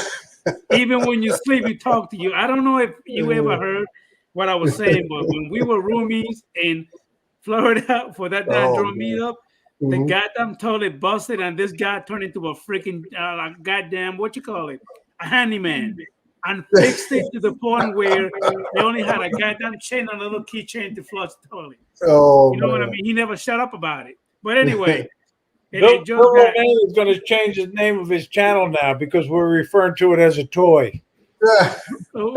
not a toy. Yeah. Hey, Bill Adrian, Ronnie. let me just JSK here. He asked me out. JSK, my main job is technically I'm a National Pollution Discharge Elimination System Inspector. Basically, my authority comes from the 1972 Clean Water Act signed by President Nixon. That's where I get my authority from. Now, break it down to the local level. We're out here in California, we have what we call an MS4, which is municipality sewer system. Okay, it covers over about 18 cities where I live at, and we all go out to enforce Clean Water Act, pollution regulations. We deal with things like trash that goes into the storm drain system. We regulate all that stuff. And I say, I have the authority under me I can shut down a job site any day of the week I want to. Yeah. I can do a lot of different things. Turn off water to property. If we have a sewer spill or water discharge, I can shut off water to that property until I release it. No one has the authority to override me. Not even my city manager can override my authority. So, like I say, what I deal with comes from a federal law, and I'm tasked to enforce that. My main purpose of my job is to gain compliance. I don't go out there swinging big bats. My thing is to gain compliance from all these contractors and developers and so on and so forth. I go out there and maintain construction sites. I go do industrial inspections. I do inspections on restaurants, anything else. But everybody deals with water. Everybody deals with sewage, and that's why I gotta maintain all these different areas. So I said, bringing drones into it was the construction side, and I feel like instead of me walking a million square foot Amazon facility that take me over an hour and a half, I can fly it in 10 minutes and still see everything I need to see. Yeah, I've actually heard about that, Dre, to where some people will literally do like a land survey on foot that could take them 3, 4, 5 hours. Right. And then somebody with a drone could actually do it in about 10, 20, 15 minutes. Right. And when I do something like that, I'm looking at all the inlets. I'm looking at the if they have a above ground basin system, it's maintained and it's not clean, dirty, all that kind of good stuff. And go from there. Make sure there's the stencils. I don't know if you guys in the East Coast don't. East Coast is kind of weird because even some old East Coast cities, you guys can still combine your sewer and your storm drain water together. Out west, that is illegal. Can't do that out west. It has to be two separate systems. You have your waste and you have your rainwater. They do not mix together. A lot of East Coast cities still do that. And that's why when I see flood situations on TV and I see folks there walking through the water in Katrina and other places that's been flooded, I tell my wife, I said, those folks are walking in crap and don't realize it and stuff. All that stuff is coming right back out of the sewer systems and above ground. And people are walking through it like they're at the beach and stuff, not having the knowledge of what they're actually wading through and everything else. So, like I say, it's yeah. We know. He's got to get somewhere, huh? Yeah, we used to live in Louisiana too. You think it's bad? East Coast? Yeah. Try places like Louisiana, you know, where basically the sewage just runs right into the water. Yeah. You know. And just like out here in California, we had a facility, Hyperion facility out there. I want to say it's LA County. I'm not sure what city, but they discharged over 1.7 million gallons of raw sewage into the ocean about 2 weeks ago. And it's a major issue. It shut down about 6 beaches here in Southern California. And somebody's head's going to roll for that big time because that's not supposed to happen at all. and stuff. So yeah, it's a big thing out west. So, Yeah, we used to have that all the time. by that happening, Dre, was that a big issue? Oh, it's a major thing. issue. It's a major issue where the federal government's going to get involved. The state water board is already involved, and there's going to be a major fine against the LA Water and Power. It's going to be a major fine against them. We're talking about millions of dollar fines, and like I say, somebody's going to get fired. A couple people going to get fired over this one because that's a lot. Can they of also stuff. be charged criminally? If it was like continuous, yes, but if it's a one-time thing, it's an old thing. Somebody forgot to turn off a pump system or turn it on, something like that. They'll get fired and they'll just go on and pay their fines. If it was continued, that means they're being negligent. Right. That Okay. is always a big thing. I say Captain Ray can talk about that, where you get a difference between incident and you have negligent behavior. Pre-knowledge. Yeah. Pre-knowledge is the key. Pre-knowledge. Pre-knowledge. If you Right. knew. Right. Pre-knowledge and Ray Kelly said that the key word is intent. Intent Right. is a Exactly. key word. And like I say, if you're doing this purposely, knowing that you're doing this, and you continue to do this type of behavior, you have the intent and stuff, pre-knowledge. And that's right. That's when folks go to jail like that. But yeah, that's what I do for my city. There are some cities that have what I do. They give that task over to sometimes the building inspectors, individual building inspectors, but our city has it just as individual themselves. I work in a city of over 47 square miles, and there's only two inspectors. Myself, and I have a young lady who's been with me for the last year and a half now, and we're the only two inspectors for the whole city. And that's it. I got a coordinator above me. So I say today is always, if I'm not checking on construction sites, if it wasn't for this COVID thing, I would be out there checking on restaurants, industrial facilities, commercial facilities, everything. Because everything from trucking, manufacturing, we call FOG, which is what the restaurants have, which is basically a grease program. They have to go through all the different things I got to check on and monitor and input this into a database system. So yeah, like I say, what's happened out here out west, it is coming back towards the East Coast, where this is going to be mandated that someone be responsible for every city, every county across this country will have someone doing this type of activity. You're going to see more of these high rises too throughout the country being inspected with drones. You watch. Yes. Oh yeah. It's just a no-brainer.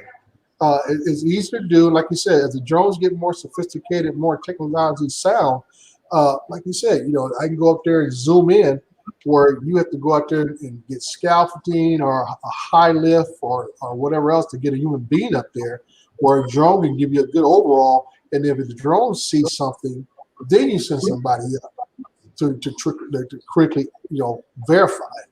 But the drone picks up something right away.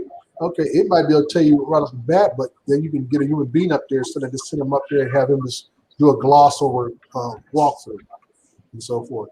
And like I told my wife, when that building collapsed in Florida, I told my wife, I said, it does not surprise me, a structure 20, 30 years old, that close to the water, and it was already having issues. I told my wife, I said, there's going to be an inspection report, and that's going to hang somebody or it's going to save somebody. And the inspection report came out 2 or 3 years ago saying that structure has some serious flaws in it. And then it has somebody at that city said, don't worry about it. We're going to pass you anyway. And I guarantee you somebody at that city is no longer going to be at that city any longer. Because now you got multi-million-dollar lawsuits. There you go, Ron. There you go. Multi-million-dollar lawsuits that in most cities, Ray, most cities are self-insured. Most cities are self-insured. So that comes out of that kitty that we all pay taxes into where we live at. You got to pay off them lawsuits. Well, Congress has a fund, as everyone knows, just for sexual harassment. Yeah. Claims. Yeah. They have an actual fund. Yeah. Just to pay people off. Dre, I've seen many videos online also how bounty hunters, the cops are actually using drones to find, you know what I mean, people that they're looking for. Like, for example, this guy, he went ahead and he somehow he climbed up on a freaking building. He got away from there, but then they put a Mavic 2 zoom up in the air. And they were able to see him between the damn air conditioning hiding, but they already got him. You know what I mean? So he had no choice but to calm down. They didn't know where he was until they deployed the drone, and then they found him on the top of the roof, hiding next to the damn air conditioning. Yeah, and like I said, that's a money issue in the long run because the cost of having a helicopter on standby, manpower, maintenance on a helicopter, and especially when you got agencies that are sharing one helicopter, you can't be at every call every time. But a drone, a sergeant can roll out there and have a drone in the trunk of his unit, break it out, and he's up in the air within about 5 minutes. And that's what they were saying. They said that if they would have taken the chopper up, it will. You know what I mean? It would cost so much money just to take it up in the air. Right. Yeah. You know, when they took that battery, I mean, I'm talking about when they took it up, took about 3 minutes. They found it right then and there. Oh, yeah. And like I said, at the same time, you're deploying your men to make a perimeter to contain the area, and you just make that perimeter smaller and smaller because that guy, you know where he's at for sure now. And the next thing you know, you send it. As Ray Kelly said, that's when you send a dog in. That's when you send the Bow Wow in. And nobody fights with the dog. Yep. How you doing, Akurasho? How you doing, buddy? I do want to thank Bill Ronin Toys. Hey, man, thank you so much, sir. I appreciate your support, buddy. But yeah, I've been watching a lot of videos when it comes to law enforcement, Dre. Man, that platform is actually becoming really helpful when it comes to the one that you have. The what is it called? The DJI Enterprise. Is that the Pro or the Zoom that you have? It's called a DJI 2 Enterprise Advanced. Okay, yeah, they use that one. They also use the Matrice 300. Yeah, I think it is. And the new one that just came out. What is that one? The RTK. What is that one called? Oh, that's the 300. Matrice 300. Now, that one. This is my opinion on this. I think the Inspire and the Matrices are a little bit overkill and expensive for PD work.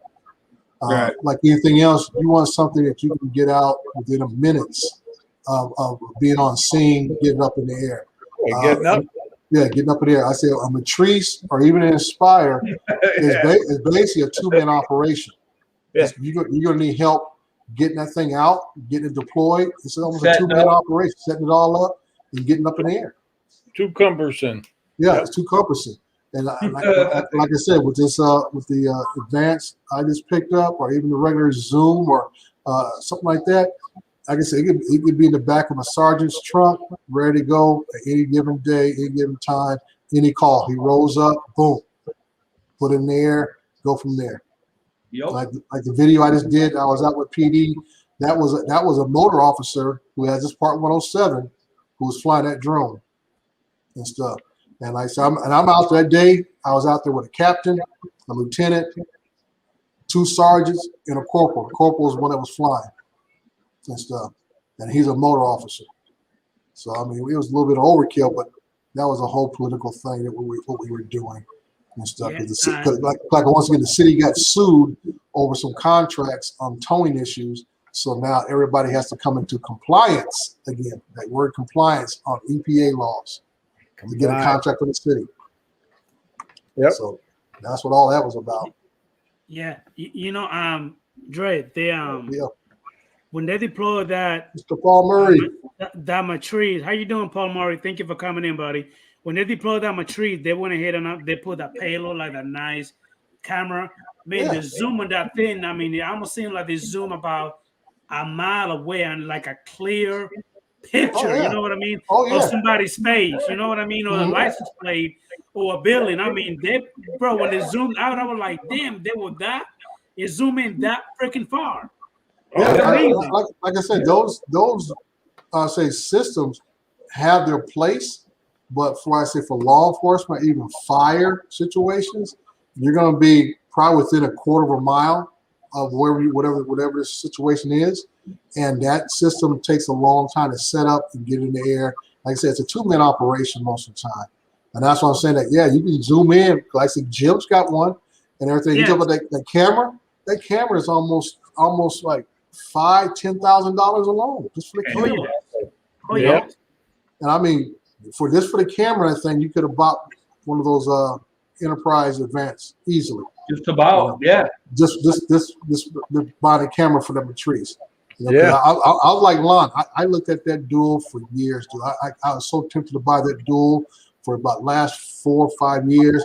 And I thought about the 210 and all this kind of stuff. And I said, man, maybe I can find one used somewhere.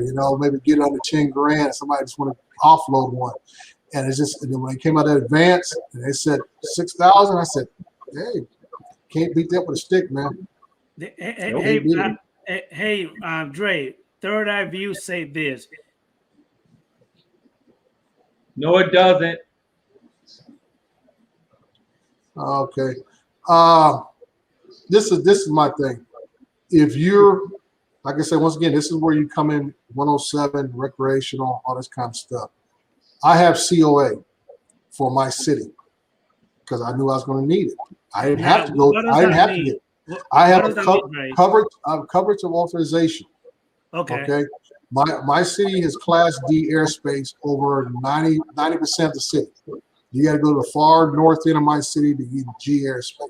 Everything else is Class D. Spills over into the neighboring cities of Redlands, Loma Linda, Colton, and so forth until I go to the west where I got a little G airspace. Then I run the Ontario Airport airspace. Okay. With that coverage of authorization, when I submitted my paperwork to the FAA, I told them what I do, how I need this, and how it's very.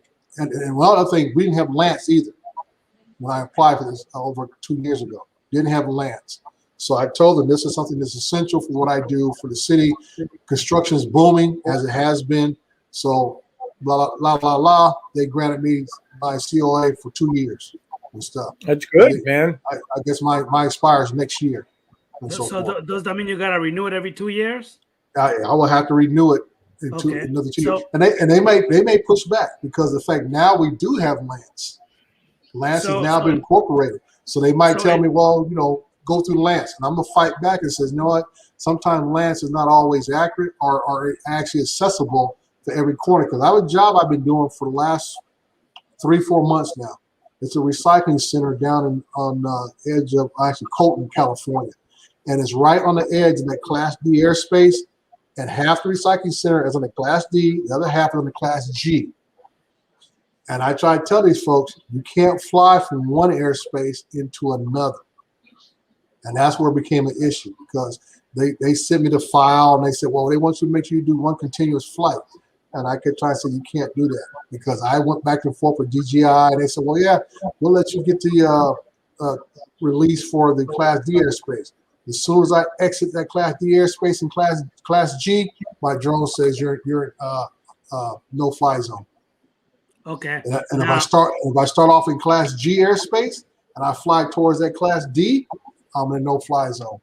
Okay. Because whatever your drone starts off in, whatever airspace it's in, that's the airspace it flies. Okay. Now I got a question for you. Since you were the Part 107, does that mean the COA is that? Because I've been hearing about Part 135, Part 35, Part 33, something of that nature. Yeah, that's the old certifications. 336. Yes, sir. No. Part 135. I heard about that because I listened to the Drone Zone or whatever it is. You know what I mean, like a podcast, and they talk about Part 135. Is that really? That is something that's really true, isn't it? Isn't that actual Part 135? If I'm not mistaken, that's for you to fly beyond visual line of sight or something of that nature. You know what? That's like I say, anytime you're going beyond the normal drone regulations, that's a direct authorization from the FAA. Are you looking it up, Lon? Yeah, Lon's that's a package delivery. So if I thought so, I'm Part 135 beyond visual line of sight. Right. Yeah. Beyond as BVLOS. Okay. Right. Now, as I'm saying, as an individual, I'm not going to say it's I will say that it's about virtually impossible to get that as an individual, because you're gonna need some very serious circumstances to be granted that. Right. I mean, it is possible, but it's it's so rare. That's why companies are the only ones getting it, because they have the internal infrastructure to support that type of activity. Okay. As an individual, just like I said, you can't fly beyond visual line of sight with somebody holding a cell phone a quarter mile down the road. Yes, sir. Yes, sir. Now, when it comes to third eye view, look at what he just said. If you could kind of I read it, light on it. and I pretty much know what he's going through. Just like the airport where I'm at, in the daylight hours, 06 a.m. to pretty much dusk, it is Class D airspace. Once it turns night, it turns into Class G airspace, because there's no flight operations past daylight out of the airport. I didn't know that at first until I talked to some of these officers, and they were telling me, "Oh yeah, at nighttime it turns into Class G." I said, "You kidding me?" Changes. So, yeah, it changes, and that's why I tell people, I said, don't always think the airspace stays consistent. That's why you always got to check each flight you do, even though you fly in the same area all the time. That airspace can change on you anytime, from a TFR to anything else. Because like I say, who knew that the airspace would flip between daylight and nighttime? Never really heard of it, but it happens. Yeah, I'm gonna push back on that a little bit. You can get multiple clearances through DJI. Yes. You know, I've done it. So Right. it's like if you're leaving one zone to the next zone, I recognize that it's not the easiest situation or whatever, but it's not impossible. No, you know, he sounds like he's saying it's impossible, or this happened or that happened. Right. I get on the system and I clear my flights before I leave the house. Right. You know, Yeah, like 2-3 days before, because I don't wake up in the morning and go, "Hey, I'm gonna go do a commercial job real quick." No, this shit's planned way ahead of time. I fly through electric dams. If I do electric dams a lot, is that authorized airspace? No, most of the time they're not. So I have to get clearance every time, and I did. Right. It's And not like I that said, hard. you can do that. But what I was trying to tell you is that once you leave one airspace into another airspace, the drone only recognizes the airspace it took off in. And I can have on my controller, I activate my COA on my controller. Right. Okay. And it says, "Oh yeah, you're cleared." Hit the little thing. I'm responsible for blah blah blah, all this kind of stuff, and voila. And I'll fly the eastern portion of the recycling place. If I start coming west, my drone looks at Class G airspace as a no-fly zone now, because I took off in Class D airspace. I'm authorized to fly in Class D airspace, so any other airspace is considered a no-fly zone. So I have to move my spot where I took off at, go over to the Class G side of the facility, take off my COA, and fly the rest of the facility in Class G, and my drone flies the rest of it no problem. That's how I remedy the problem, because the guy was trying to tell me that, "Oh, you can just go from west." I said, "No, you can't. The drone will not recognize two different airspaces. You fly So when you go from hard to easy, and you launch in hard, you're telling me the drone will stop at easy? Well, technically, yeah, it can, yeah. If that's controlled airspace, it's because usually Class E airspace is not really controlled airspace. It's a limit. Yeah. Class B, Class C, Class D, controlled airspace. Class E is a limit. And usually you have Class E goes down to 400 feet. Some places, sometimes at 700 feet. Okay. From Depends there, on the air depends traffic. on air traffic and everything else. Right. But if you try to fly, let's say you're near airport, you got Class B close to the runway area, and then it stands out a little further, and you got Class D maybe a mile and a half out further. If you take off in that Class B airspace, you won't be able to fly in that Class D airspace. So you're saying if I take off from the runway Uh-huh.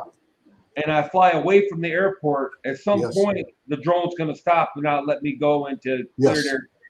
Yes. Oh, It well, will stop. I've never tried that. Yeah, well, You know what I mean? I didn't try. I encountered that, and that's how I learned about it because I encountered it. Because I'm thinking, why is my drone stopping? That's what I don't know if you guys remember that one video where the guy was flying towards a bridge, and the drone stopped, and then it went into the water. I don't know if you guys remember that one because he PFR guy. yes, Yeah. and that's the reason why that happened. Because see, what happens is if you try to fly into another airspace, your drone will act just like that. Because it almost happened to me. I was out there, I'm looking at the controller, and all of a sudden my drone says, landing, landing, landing. I was like, what the heck? I had just enough time to get it back to where I was at. Because it was about to land. But you were leaving controlled and going into uncontrolled, and your drone Yes. was going to land. Yes. All right. Hey, Yes. hold on 1 second, fellas. Yeah. Ray, you about to say something? Mhm. No. It's interesting. That's all. Okay. Yeah. Now, Trey, Mhm. this is Third Eye View said a couple of things. He said this first, and then he also went ahead and asked you a question specifically for you. If you could read that real quick. And Yeah, I then see about because he said let it's me go flying to at the question dusk. that he just asked. Yeah. Then he went ahead and said this right here. Okay, how do you take off in COA to fly? Like I say, you can't. Whatever zone you take off in, that is the zone you fly in. You can't go from class B to C. You can't go from B to D or D to G or anything else. Whatever zone you take off in, that is what you're flying in. Because what happens is all the other airspace is considered no fly Hello, zone. everybody. Hey, Rocky White. Hey, Dre, is that Yeah. maybe involved with your COA though? Because I've done that. It could be. I You know what? for a fact. Today, Uh-huh. I was flying downtown, Right. and I was in and out of. There's 3 different zones downtown because of heliports, and then there's clear airspace, and then there's altitude zones. And I went right through all those different zones without any issue whatsoever. I say altitude zones are a little different, but I say if what you're saying is you went from class G into class B or C or something like that, yeah, I would like to see it for myself because each time it's happened to me 3 times. It's happened to me, and it's even happened in another location, and I even changed the location, and it happened in the same spot. Flying the mall, I was flying the mall, doing a big orbit around the mall, and right by the dealership, my drone kept saying NFZ zone. I'm like, what the heck is this? And what happens is I start off in class D. I'm doing a big old massive orbit around this mall, and right by the dealership, which is about maybe a quarter mile away from me, is in class G. Right. And the drone recognized that it's in class G, but it recognized it as a no-fly zone because I'm authorized to fly in class D only. Okay. So what I mean, so Dre, if I understood you correctly, you said if you start in one zone, yes, you will always end up in the same zone, even though you go somewhere else. Well, no. What I'm saying is, if you take off in, let's say, class G airspace, yes, G is free, okay, and then you wander off into other airspace, a class D, B, whatever. Yes, sir. You're gonna get a warning on your controller saying you're in a restricted airspace. First of all, and if you continue, your drone is going to go down. Right. Okay, that's what I'm saying. Now I'm gonna flip it 180 degrees. Now I have a COA. My COA is downloaded to every controller, to every drone I own. So I got 8 drones. My COA is on all those drones. Okay. So when I go in there, it says unlocking licenses. I go to that mark on my controller and I go through it and I hit on aircraft and it says SBD, which is Samuel Airport, or I got the one for March Air Force Base. Right. Okay. I can click on either one of those. I got COA for both of them. If I click on that and I'm not in the class D airspace, when I click it on, my drone won't even go off the ground. Would you be able to run the motor? No, motors won't fire up. Okay. It won't launch until I get in that class D airspace. Now, I'm in class D airspace. I got my COA activated. I take off. I'm flying around, and I go too far off in another direction back into class G airspace. Okay. My COA and my authorization authorizing me to only fly in class D. Yes. So when it goes to a class G, it recognizes that as a no-fly zone. I bet they can fix that.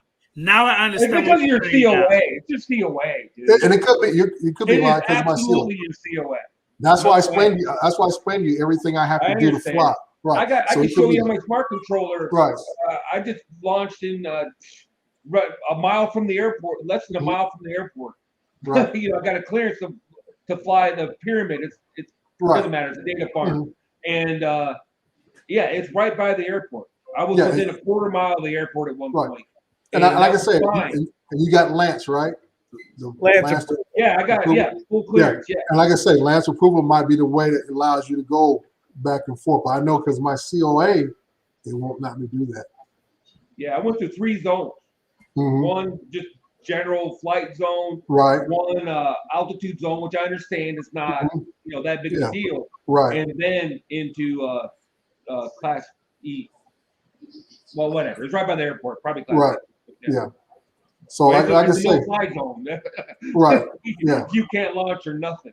Right. Without a So- clearance.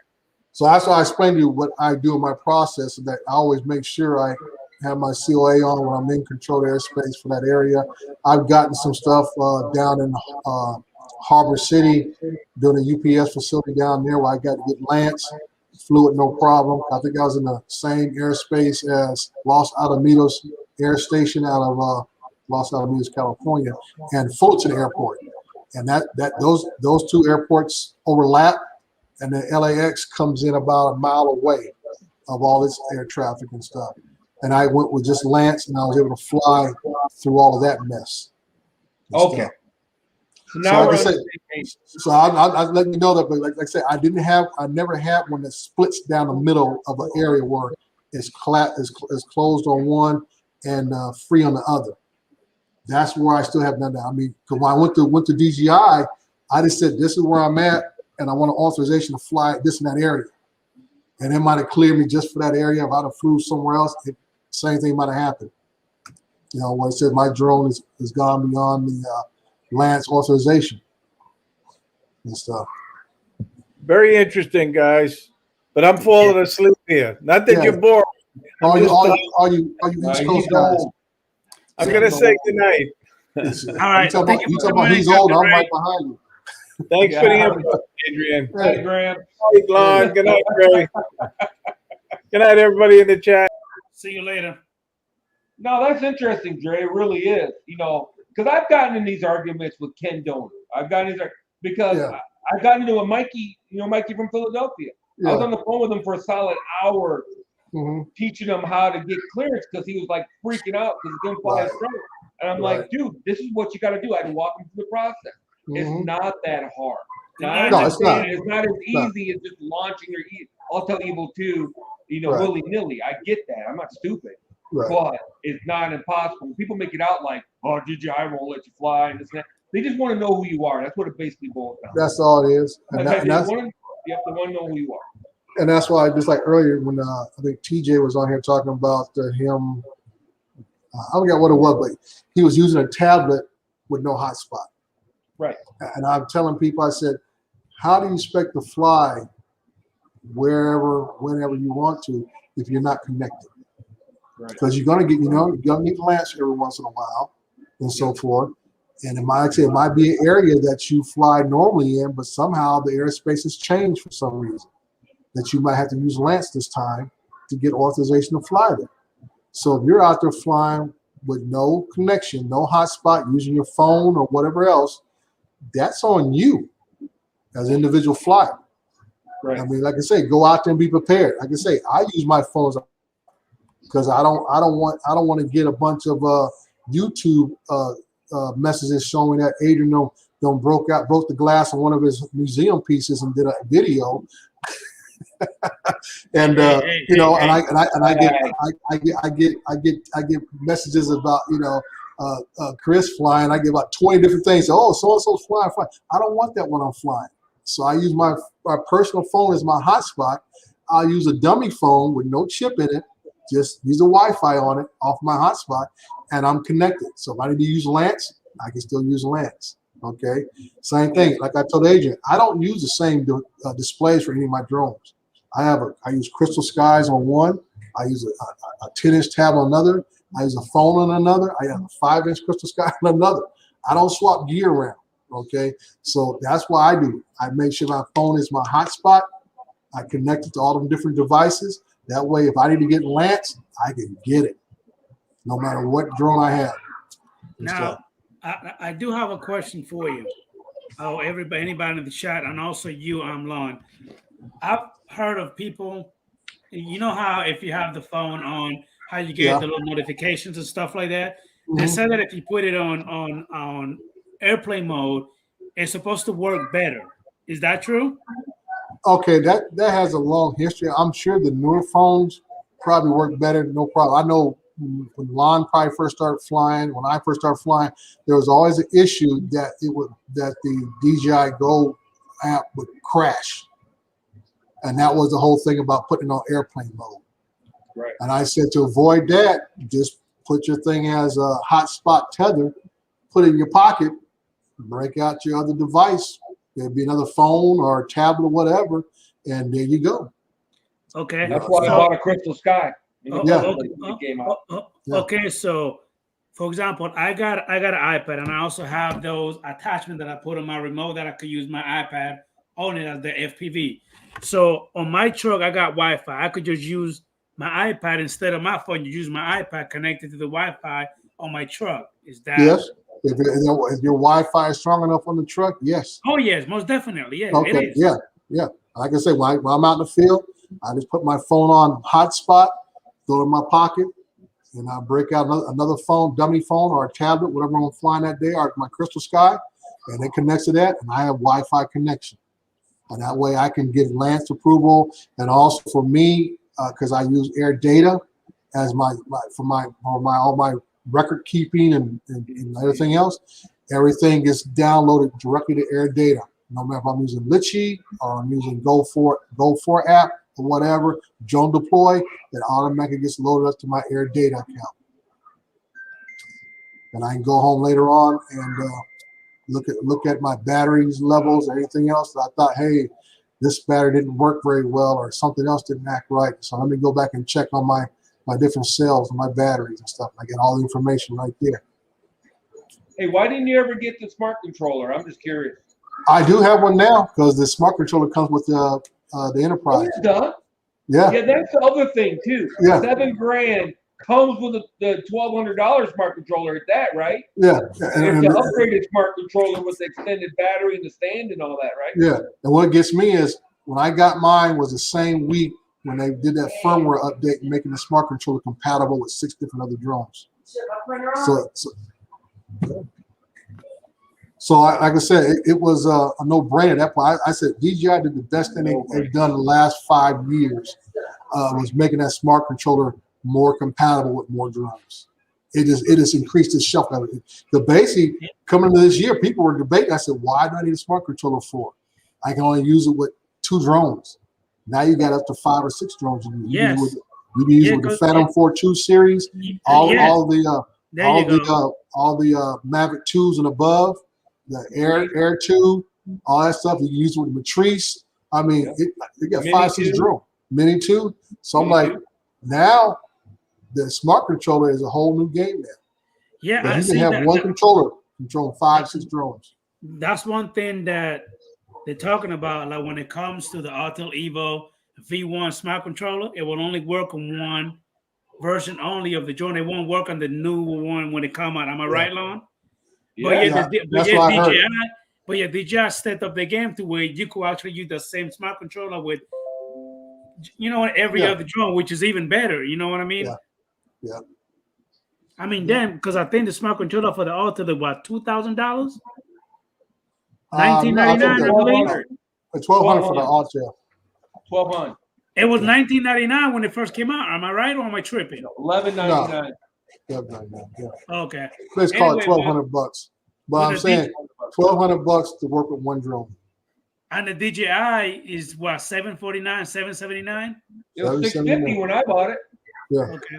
And it works with like 5 or 6 drones now. Yes. So now you got something. I got it for 20% off because they let me use my accessories coupon because I have DJI Select. They let me take 20% off the top. I got mine for under $600 when I bought mine. Yeah. got that Triple Tech. I heard that's a good tablet. But I said that Triple Tech is just expensive as the smart controller. Yep. And that's why, and a Crystal Sky. That's why I said, well, I want to invest my money, especially in the different mean line. The reason why I kept my Crystal Skies over the Triple Tech is because of the HDMI out. Now, isn't that Triple Tech kind of like that thing that you were just saying about the Crystal Sky, like as far as the brightness goes? Oh yeah, the Triple Tech. It's a good tablet. It's hardcore good tablet. Like I said, if you don't have a Crystal Sky and you don't have a smart controller, I would buy a Triple Tech. Okay, I already own 3 Crystal Skies, so I'm like, why am I spending money? You know, and now I have a smart controller on top of that. Yeah, I have the high brightness and then the 5-inch. Yeah. The other thing about the Crystal Sky is the dual memory card slot. So you can do transfers, the USB. It's an underrated feature. The dual SIM card, dual memory card slot, handy. Yeah, it really does. And you can hook up a LTE dongle to the Crystal Sky as well. Mm-hmm. And a lot of people don't understand that. Yeah. Now, I have noted that the smart controller has the HDMI. Does that mean that you could actually plug it into your TV and you'll be able to see? Yeah. I remember that video I did. That's pretty neat, man. I bought that Firehouse Technology viewing screen. Like I say, hook it straight into the Crystal Sky. I can hook it to Crystal Sky. I can hook it to the smart controller. And I got a 50-foot HDMI cable to go with it. Damn it, man.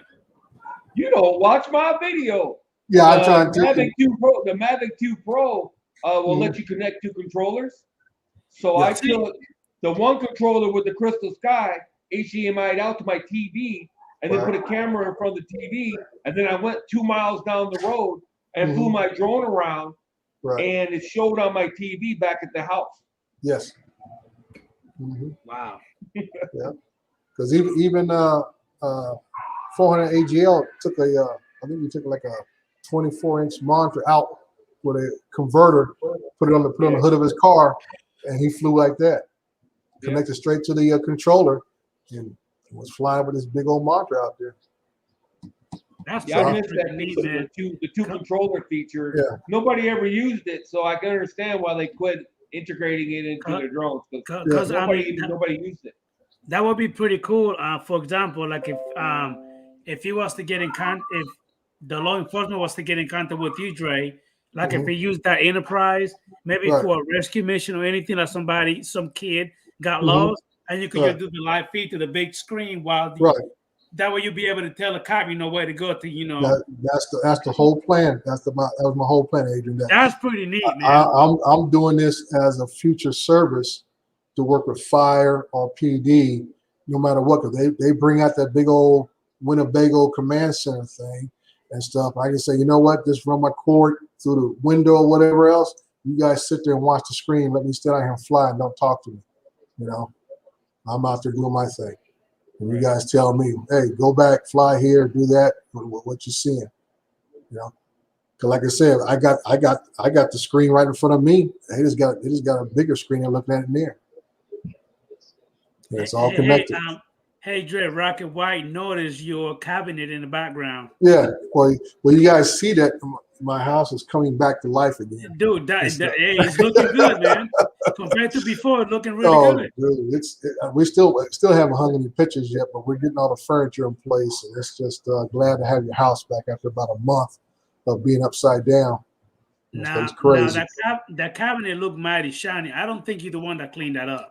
That cabinet is 28 years old. I bought that cabinet when I first bought this house, dude. Sir, that thing looks freaking amazing, man. 28 years old? 28 years old from Sears. So older than your kids, pretty much. Yes. I said that thing's older than most of my kids. I think I have three of them are older than that cabinet. 2 of my kids are older than that cabinet. You said from Sears. Yeah, heck yeah. When I looked about Adrian, because how you look at your back here stuff, all things made in Malaysia, China, whatever. That thing says "Made in USA," Sears on the back. Michigan, probably. Yeah. The capital of the world.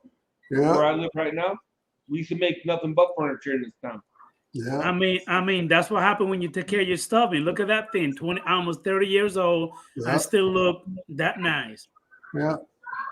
Yeah. So yeah. So like I say, I got to get another dining room table though, because it's war bandages on it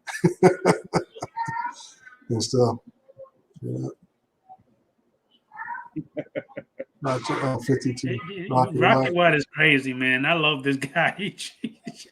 I'm watching it Oh, on an 82 inch too, so I can't. When I first popped in here tonight, I'm like, what in the Hobbit, whatever, Gandalf, what is going on in here? Oh, Rocket? Yeah, dude. I'm he like, was like a monk. It was like a monk from Greece. yeah, I'm Like when I was what in is Europe, going on? you go to some of those monasteries. He Yeah. looks like one of those guys. Mhm. Yeah. I'm like, oh man. Oh, Tim Jackson's up. How you doing, Mr. Tim Jackson? How you Oh, doing, man. buddy? Thank you for coming in, sir. Hey guys, Somebody explained to was it Carrascio what is Sears? I said Sears is one of the last standing I always say multi-facet retail stores in America. Hey guys, go ahead and give the stream a thumbs up. Brent Nunley said that he gotta go ahead and go. Good night, Brent Nunley. He said he gotta do an early Brent. mapping tomorrow. All Question right, good luck. about that mapping, Dre. I've been hearing about, I think they call drone deploy or some other kind of software that you could actually do some beautiful mapping. I mean, can you do it with just about every drone, or only certain drones do that?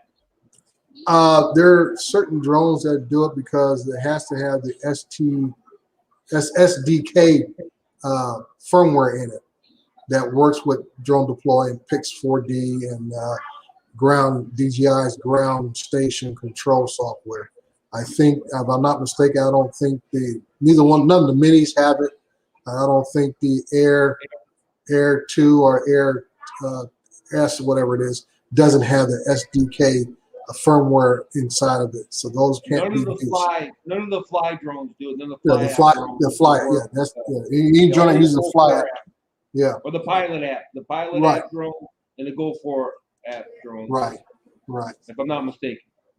And that's another reason why I didn't jump ship to want to buy some of these latest drones that have come out here. Everybody talk about, yeah, they're great things with these 30-minute flight times on the minis and 30+ minutes on these Air 2s and stuff. But if I can't do work with it, it is worthless to me. You know, that's what I tell folks. I still have those Phantom 4 Obsidians. I got 2 of those. I got a basic Phantom 4 ready to go because they all can do mapping. And that's why I got rid of my original Air for that purpose. Now, they could do mapping because they had the SDK firmware in it, but the battery life is too short. So when you're doing mapping, you may be in the air burning up about 4 or 5 batteries doing a mapping job. Easy. I got one supposed to be coming up next month. It's 125 acres of a residential development coming in, and I'm lucky I'm flying it at 400 feet. But 400 feet, 124 acres, it's still going to run me about 2.5 batteries to fly that at 400 feet. Now, if I was doing a roof inspection or something this size, flying at about less than 150 feet, it'll probably take me about 10 batteries to fly something that large and stuff. And that's what I say. That's just, that's why I tell folks, yeah, I say it's a lot. That's why I tell folks, I say, man, you go out there, it could be an all-day event. It's like flying that many batteries. You're talking about 2 or 3 hours just doing a roof. Yeah. Hey, Adrian, a couple of your drones do waypoints. That's what I used when I did hydroelectric dams. I just set up waypoints and I pull up and launch the drone because the Mavic 2 Pro will save waypoint. How you doing, Mel? And I would just let it do its waypoints and it would come back. You know what I mean? Yeah. That's one way of doing it. You don't have to have drone deploy. Because what's drone deploy these days, Dre? What, $2,000 a year? $1,000 a year? Easy if you're using the system yourself. I usually just use it for the picture taking part of it. I don't have an account with them. I use the free software, and I turn over all my pictures to the client and let them stitch them together. Hey man, I cannot hear you, buddy. Because that's where it gets expensive. When you got it, you talking about an individual account costs you $150 a month. Yeah. But then you want to be able to have a client involved, and you got to pay for him to be in your account. So now you're up to about $350 a month. Right. Having somebody else on your account. That's $3 per grand. Yeah. So like I say, now you're paying a lot of money, and you got to think how many jobs per month are you doing this with? Right. You know, if you ain't got work stacked up for at least a year in advance, you're losing money big time. Now, Mel he got a lot more experience than I do. He can probably tell you more about using drone deploy and Pix 4D and stuff like that. Well, Mel's a big drone deploy advocate, if I'm not mistaken, aren't you, Mel? I don't use it. Would you use ground station? Nope. Did you do mapping? Nope. Oh, I thought you did it with Brian. I thought you and Brian did mapping back in the day. Oh, my fault. No. No, when I was doing that, I was out in California flying for Precision Hawk. Mm-hmm. And that was electric tower inspections. It was Inspire 2s with X7s on them. How you doing, Mel? You doing all Doing right? good, buddy? doing good. You looking to get a crystal sky, Adrian? To be honest with you, not really, but for the right price, I might think about it. Oh yeah? What's the right price? Dre Lom, what's a 5-inch worth? With the map mount. With the map mount. Paid for it. Huh? I know if you're paying for it. So I'm gonna stay out of it. But I would say if I was guessing, I'll say average price nowadays is right about $300 for a 5-inch. yeah. With a It's map funny. mount. Yeah, the mount might kick it up extra $50. Okay. One battery and a charger? Yeah. Yeah. That's a gimme on that. Now, if you get me interested, you got like 3 or 4 batteries. Yeah. I have the dual charger if anybody wants it, by the way. Yeah. I got 2 of those. Yeah, I do too. I got an extra dual charger. I got an extra quick mount for the Mavic drone. Now, I'm not trying to sell you anything, Adrian, but How you doing, Army boy? Thank you for coming in, buddy. Say that again, Dre. I'll sell you anything, but outside of your goggles, that's going to probably be the best picture you're going to get, unless that triple tech tablet probably stands next to it. Okay. But I'll tell you the downside. Now, the downside of a crystal sky is that all you're going to be able to use is basically DJI programs. Okay. Right. The DJI Go 4, the old DJI, which is basically the Phantom 3. And that's about, and then you need a side load Amazon store to get on there. Then you can probably get Litchi. I have Litchi on all of mine and stuff. Other than that, that's all you're going to be able to use it for. Okay. Yeah, Guys that fly Altels with them. once you Guys that fly Altels with them. Is that once right?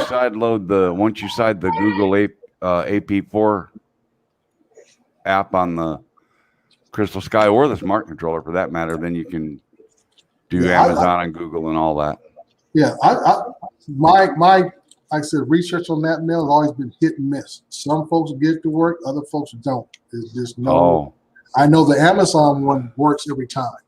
I've done it on. So I got 3 Crystal Skies and the smart controller. No, I haven't done the controller yet. My 3 Crystal Skies, I did the Amazon one and put Litchi on all of those. So I've been pretty successful with that. Adrian, to answer your question of surprise earlier, yes, the HDMI output on the smart controller, you can plug that to anything and watch it. Yep. I mean, including goggles. This right here. Ooh. Remember this? Did you see this video? No, sir. The Mellotron 5000? No. I did not see it. Let me show you the Mellotron 5000. There you go. That's a 15-inch external monitor that you plug the HDMI in right there. Uh-huh.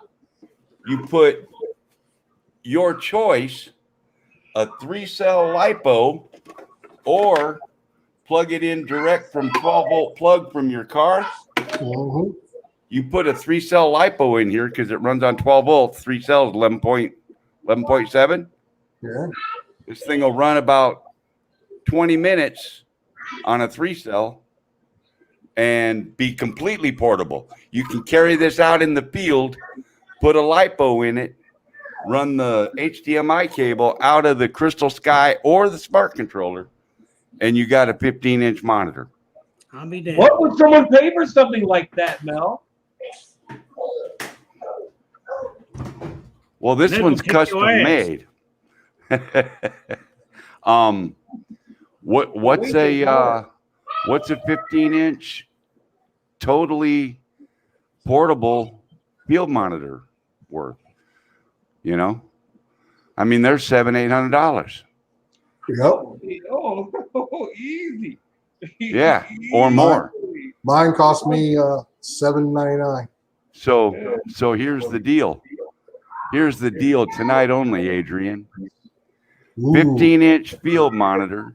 Behind this door. Crystal Sky. Package deal. 600 plus shipping for both. Man. That's tempting.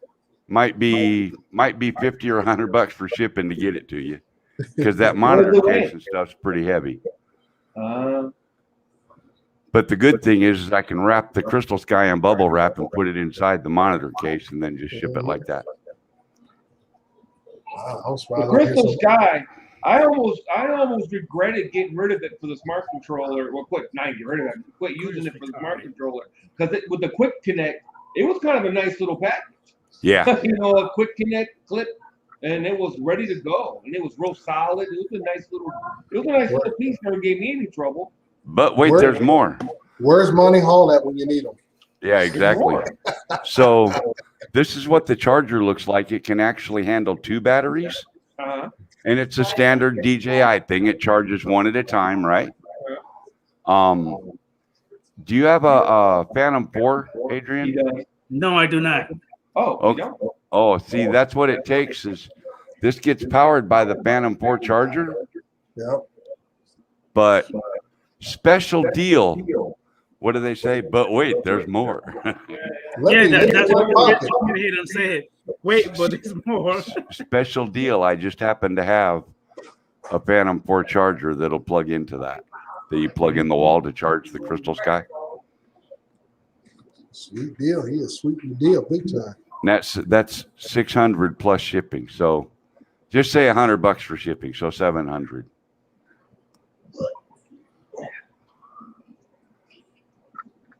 And that's a Crystal Sky with the MAV mount. I got the Phantom 4 Pro. I bought the Phantom 4 Pro charger because back in the day, I needed it for the Crystal Sky, and then I needed it for the Mavic Pro. Had an advanced charger for the batteries, and it would charge twice as fast if you used a Phantom 4 Pro. I got the 100-watt Phantom 4 Pro charger for that reason. I keep forgetting about. I need to do something with it because this is a $100 charger. $100 charger. Yeah, it is. It is. Charger. I was like, so. And it didn't come with this cord, and I didn't know that. I had to next day air the cord from Adorama. Oh man. They aired it to me. Yeah. If anybody's got an Osmo Pro, Osmo Raw, or the Osmo Mobile 1, I got a 4-bay charger you can have with about 3 batteries. Oh, Jim Boyd has an Osmo Raw, I think. I'll see if he wants it. Yeah, he might want it. Batteries and the stupid 4-bay charger.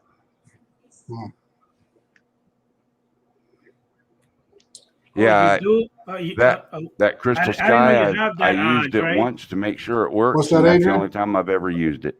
I did not know you have that. What you just wrote there. You don't be watching my videos, dude. But see, I've seen you. I've seen you pull out that thing, but I don't think you show the actual screen. Or maybe I haven't seen the right video then. No, I had that thing. I showed it, and then I used it when I flew the advanced out. I showed a big old split screen that I was using my Fimi Palm the video off of. Okay. And I had you'll see me holding the smart controller, and I got the HDMI cord plugged into that, and plugs into the ground station. And Adrian, what you get with that package that I didn't mention, for no extra cost, you get the satisfaction of knowing that Mel 400 AGL designed and built that field monitor completely from scratch, DIY. That's why it's called. That's why it's called a Mellotron 5000. Mellotron 5000. I thought Dre was going to fall off his chair. When I do. I just like. I mean, reading it was one thing, but when you said it, I was like, oh. And hey, Dre, that's a great freaking name, though. And that's a 3D printed label that I glued right on that case, man. I'm surprised somebody in the chat is not saying I'll PM you. I mean, hey, that's and all that, the wood panels inside there, the bottom and the top where the wood is, that was all cut on my laser cutter. Yeah. How long did it take you to go ahead and make that? Was about 3 hours on the laser cutter. About 15 minutes in the design. Yes, sir. It's very simple. I had to get a video controller card for the monitor, and then just doing the wiring. And I wired it for dual power so that it's intended to be used from your power port on your car. Okay? Yeah. Yeah, Chris, for you, I would.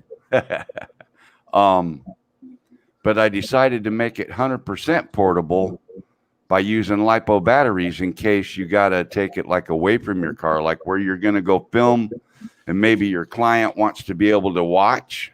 Yeah. Okay. You can power it with LiPo batteries, and the only thing plugged into it's the HDMI cable from your controller. Got you. That thing looked pretty nice. I can't argue with it. I mean, it's well, really it's good. I don't know where you got the name from, but the name was pretty catchy. I think I can't remember if it was Lloyd or who it was. We were talking about it one night, and you know how Ken Heron's always doing like the Canatron or thisatron or thatatron. Yeah. So yeah, that's what I did, the Mellotron. Oh, there's somebody I wouldn't copy.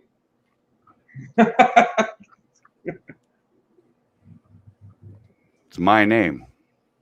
Yeah. If I'd have called it the Canatron, I could see where he'd have a problem with it. No, I'm just saying that guy. Oh. Anyway. No, that was really cool, Mel. You know. And it's durable. I put it on this little stand out in front of the hedge when I was filming the video on it. And I set the camera up on the tripod, and then I had to go get the controller and the drone because I wanted to film flying the drone with the signal on the monitor screen, and the wind blew the damn thing over. And I left that in the video. It's pretty funny. The durability test. Yeah. Oh, wait. There's even more. More. This right here is the pocket remote control for the monitor. Believe it or not. I'll be damned. So no, don't be damned, be buying. Are you also going to throw in the P4PV 2.0? What's that? Are you also going to throw in for free the P4PV 2.0? Yeah, for $2,800.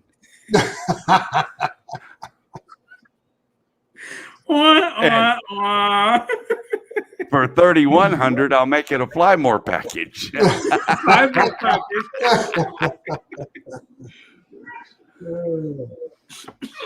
You asked for it, Adrian. I'm making him joke. Sorry, buddy. Damn it.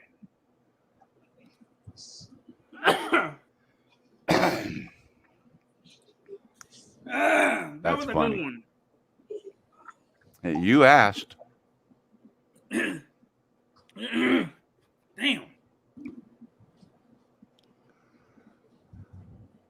Well, you just killed Adrian. Congratulations. Okay. Oh, there he is. Well, I guess I'll be going now. We'll see y'all later. Yeah, it came in. Thanks for stopping by, man. Hey, man, I do have your number. I get in contact with you, buddy. What's that? I do have your number. I will be contacting you later, Oh, okay. so we could do a little chit chat. Oh, okay. All right, man. Thank you for coming in, buddy. Oh, okay. I guess I'm leaving now. See you Yeah, he later. was kidding about leaving, Adrian. I know he was. But apparently not anymore. But see, you gotta forgive me, Mel. He's crazy. That's just the way he is. He'll be back. I wonder when the Mellotron 6000 is coming out. He gonna do a remix on the 6000 one. Yeah, it's gonna be a 30-inch screen. Okie dokie. You got which your crystal skies do you have, Dre? You got the 2 high brightnesses and then 1 5, or you got a high bright regular and 5? I got 2 7-inch, whatever it is, 7-inch some change, high brightness, and 1 5-inch. The high brightness overheat on you? No, my 5-inch is the only thing that gets hot on me. The 7-inch ones don't. You know, I get that warning that the screen is hot. Mess. I only get that on the 5-inch. Huh. And that's because I even got the shade. I had the sun shade on all of them. I gave up on the high brightness because mine kept clicking out. No, I've never had one go out. They just give me a little warning that the screen is getting hot. And that's I about like it. the 5-inch the best. I ended up the 5-inch was my go-to. Yeah. Even though it's a smaller screen, it was just nice and game. Yeah. You know, and I had a quick mount, so it was Right. I was basically holding the cabinet to fly my drone. Yeah, I use the 5-inch.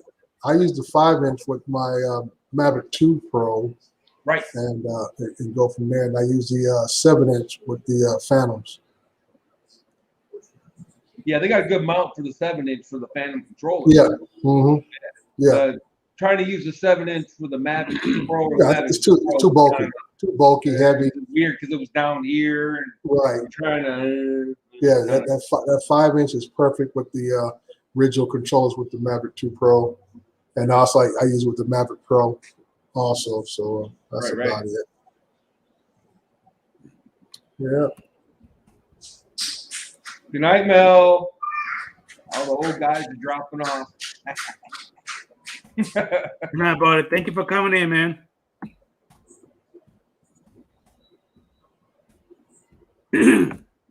Well, I'm gonna go ahead and call it a night. It's midnight. Cool. Holy crap! Hey, Adrian, just real quick, have you put the FPV drone in manual yet? Have you flown it in manual? For a little bit, not as much. Not much. Did you see my last crazy video? So what now? Did you see my last video? When you went ahead and made them damn flips, that was that. No, the last one. No, not the last one. No, the day before. Yeah, it's the FPV drone. I still don't love the camera, but the flying capabilities aren't that bad. I don't know what everybody's complaining about. Everybody's complaining about, it flies reasonably well. Everybody brags about, I guess the better the FPV drone, the slower you can do a roll or a flip. Yeah. And if you haven't seen my video, I'm like, I was doing rolls and flips really, really, really, really slow. So apparently it works really well. the way you were doing them damn flip upside down and you were yelling and all that crap, that was pretty impressive. I don't think I've ever seen nobody do that before. I've never seen anybody do that either, but Dono says it's not a big deal. I go, you can do an inverted yaw, 10 inverted yaws in a row? Really? I didn't know that. I've never seen anybody do it. Gotcha. And I'm gonna go ahead and call it a night. Dre, All right. man, Yeah. it's always great having you here, buddy. I appreciate you, man. Well, no problem, man. I appreciate coming and talking. Yeah, Dre, let's see some thermal imagery off that damn thing. And bro, listen, man. If you don't bring that shit, I'm gonna knock on his goddamn door. Look who's talking, Lon. The guy's got a Smithsonian collection going on in his house of drones that got less than 5 minutes flight time, and that's when they left the factory DJI. I know. Yeah, he's got a squadron. He's got more planes to put in the air than the Nazis had during World War II. I know. He's got like a squadron up there. Everybody in the chat, thank you so much for coming in. I really appreciate you guys. Lon, Dre, Captain Ray, Rocket White, everybody that came on in. Thank you. Thank you so much for all the love and support. We will see you guys on the next one. All right, later. Question, Dre, hold on. Yeah. Man, like you went ahead and you watched my those videos, pictures at night that I did with that Mavic 2 Pro. Mm-hmm. And that camera that you went ahead and made, thank you, man. I mean, I'm learning how to take great pictures with that thing. Like you say, that drone, man, it's freaking amazing. Like, I didn't know that it would take such great pictures at night. I did not know that. I just started messing around doing it. Yeah. Well, did you have it in the night setting? Say that again? Did you have it in the night setting? Yes. Okay, good. Like I said, I have not taken a lot of night pictures myself. That's why I like seeing the guys out of New York, Lawrence and Ray Hall, and there's a couple other guys over there. They do a lot of night flying, and they take some awesome pictures. New York is a city of lights. It's like Paris, and you can get a lot of good pictures from of cities like that. Like where you live, where I live, man, it's so dark. I mean, it's just a waste of time. But I'm still learning how to use it because I know a lot of people want that kind of stuff. So I see you taking pictures.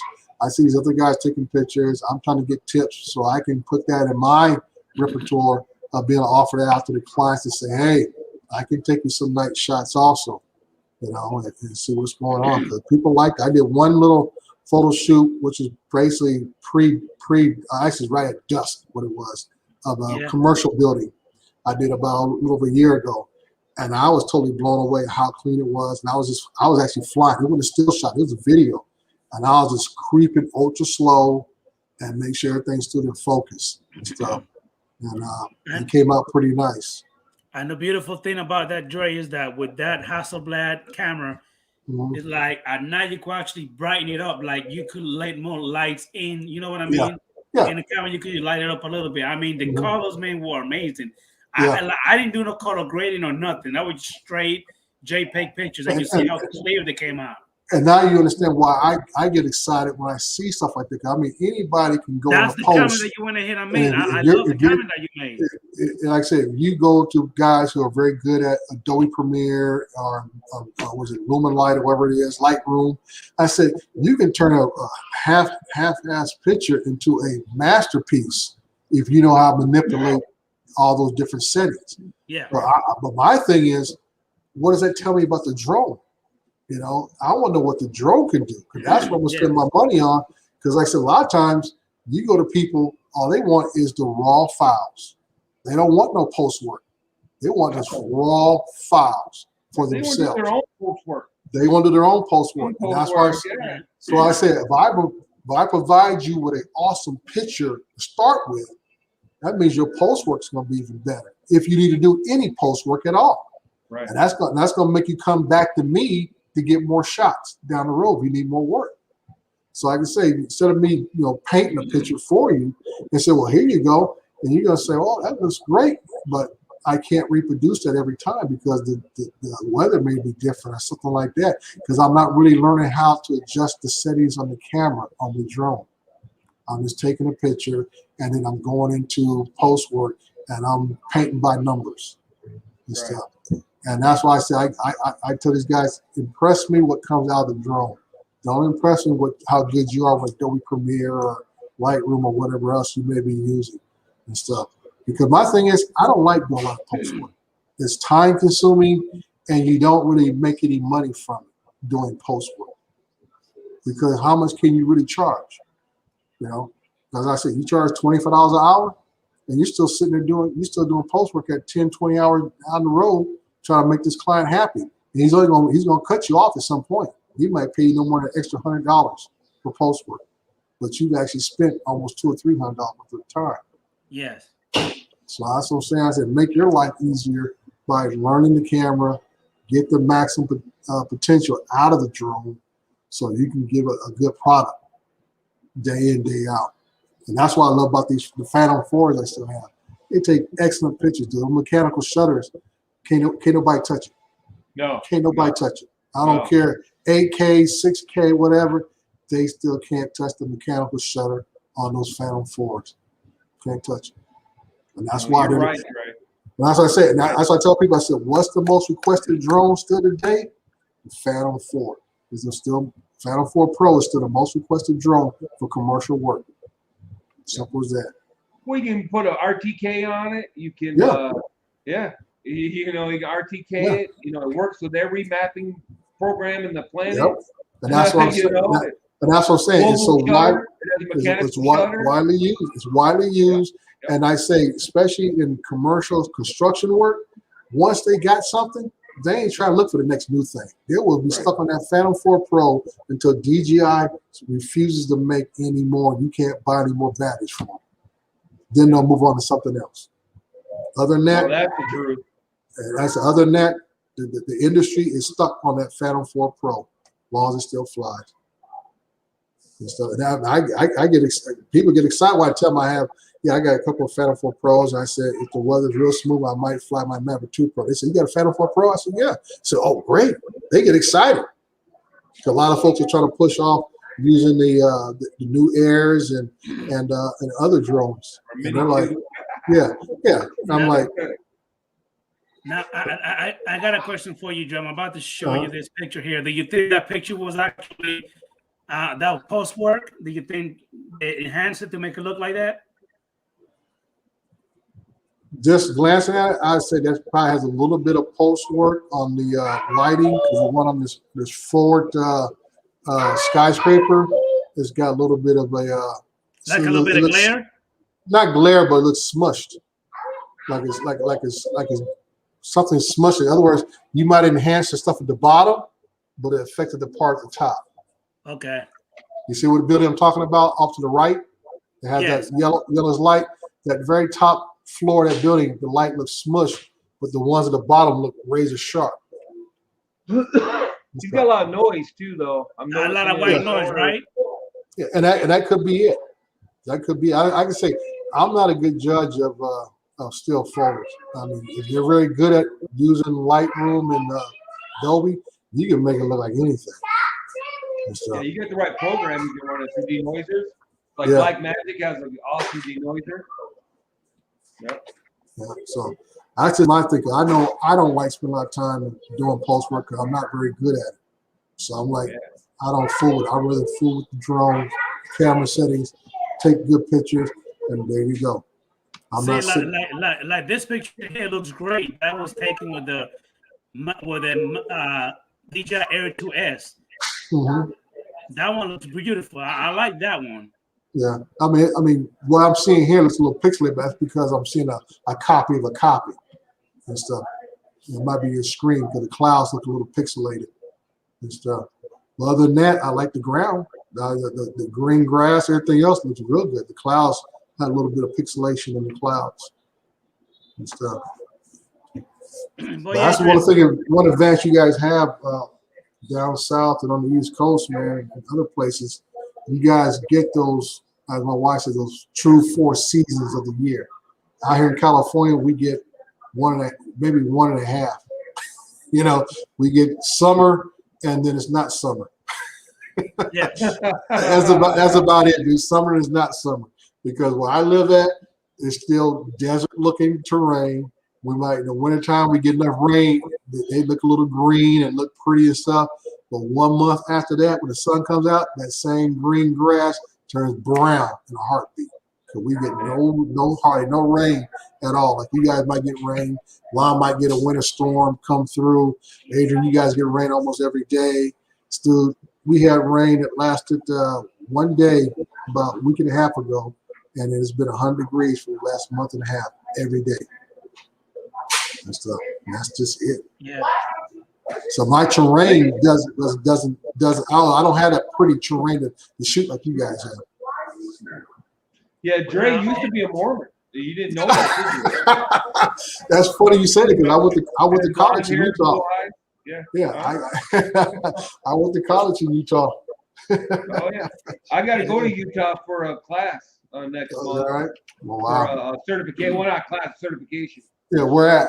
You going to Salt Lake? I'm not sure yet exactly. I believe it's Salt Lake. So I hope it is Salt Lake. Salt Lake is about as normal as you're going to get in Utah. You wind up down in Provo. You're going to be there for culture shock. Some other small towns. You might. I was up in Logan, Utah, which is near the Idaho border, where Utah State University is at, and that was considered the party school and stuff for the whole state. wow. But it's Utah could be a cultural difference. People they're nice folks, dude. Nice as you can be, ultra nice. Wow. And stuff. Nice. But if you only go there for a minute, that's about all you want to have. Because you stay there too long, you start noticing things. Yeah. All right, buddy. Thank you, Dre. All right, hey, man. Dre, before you leave, can you check your phone one more time? Tell me if you got our other text. Bro, listen, the same number that you went ahead and texted me from, that was the same number I had. Yeah, I deleted it. I put it back in there, and now it seems like it's working. Yeah, did you get my text I sent you? Say I got it? I got that one that says you got it. Yeah, but then I send you another one. Oh, okay. I didn't get anything back from you, man. See what I mean? Now look, I can show you. Look, like I'm not making it up. I got the one that said you got it, then I send you another one. I don't know why you didn't get the second one. What the hell is going on? I don't know, dude. I don't know. Okay. I mean, I got service. Okay, I just sent you. I just got one that says okay again. I just okay got again. Yeah, I just sent it to you. So I know it's not on my end. All right. Thank you for coming in, Dre. Hey, appreciate it, dude. I'm Good gonna talking send with you you, that. Lon. I'm gonna send you that. You can send me whatever you said you were gonna send me. Yes. All right. I will do that. Okay. Hello, everybody in the chat. Thank you so much. Good You guys night. take care. Ladies and gentlemen. See you later. Thank you so much for coming in, ladies and gentlemen. I appreciate you guys. Have a good rest of your evening, and I'll see you all later.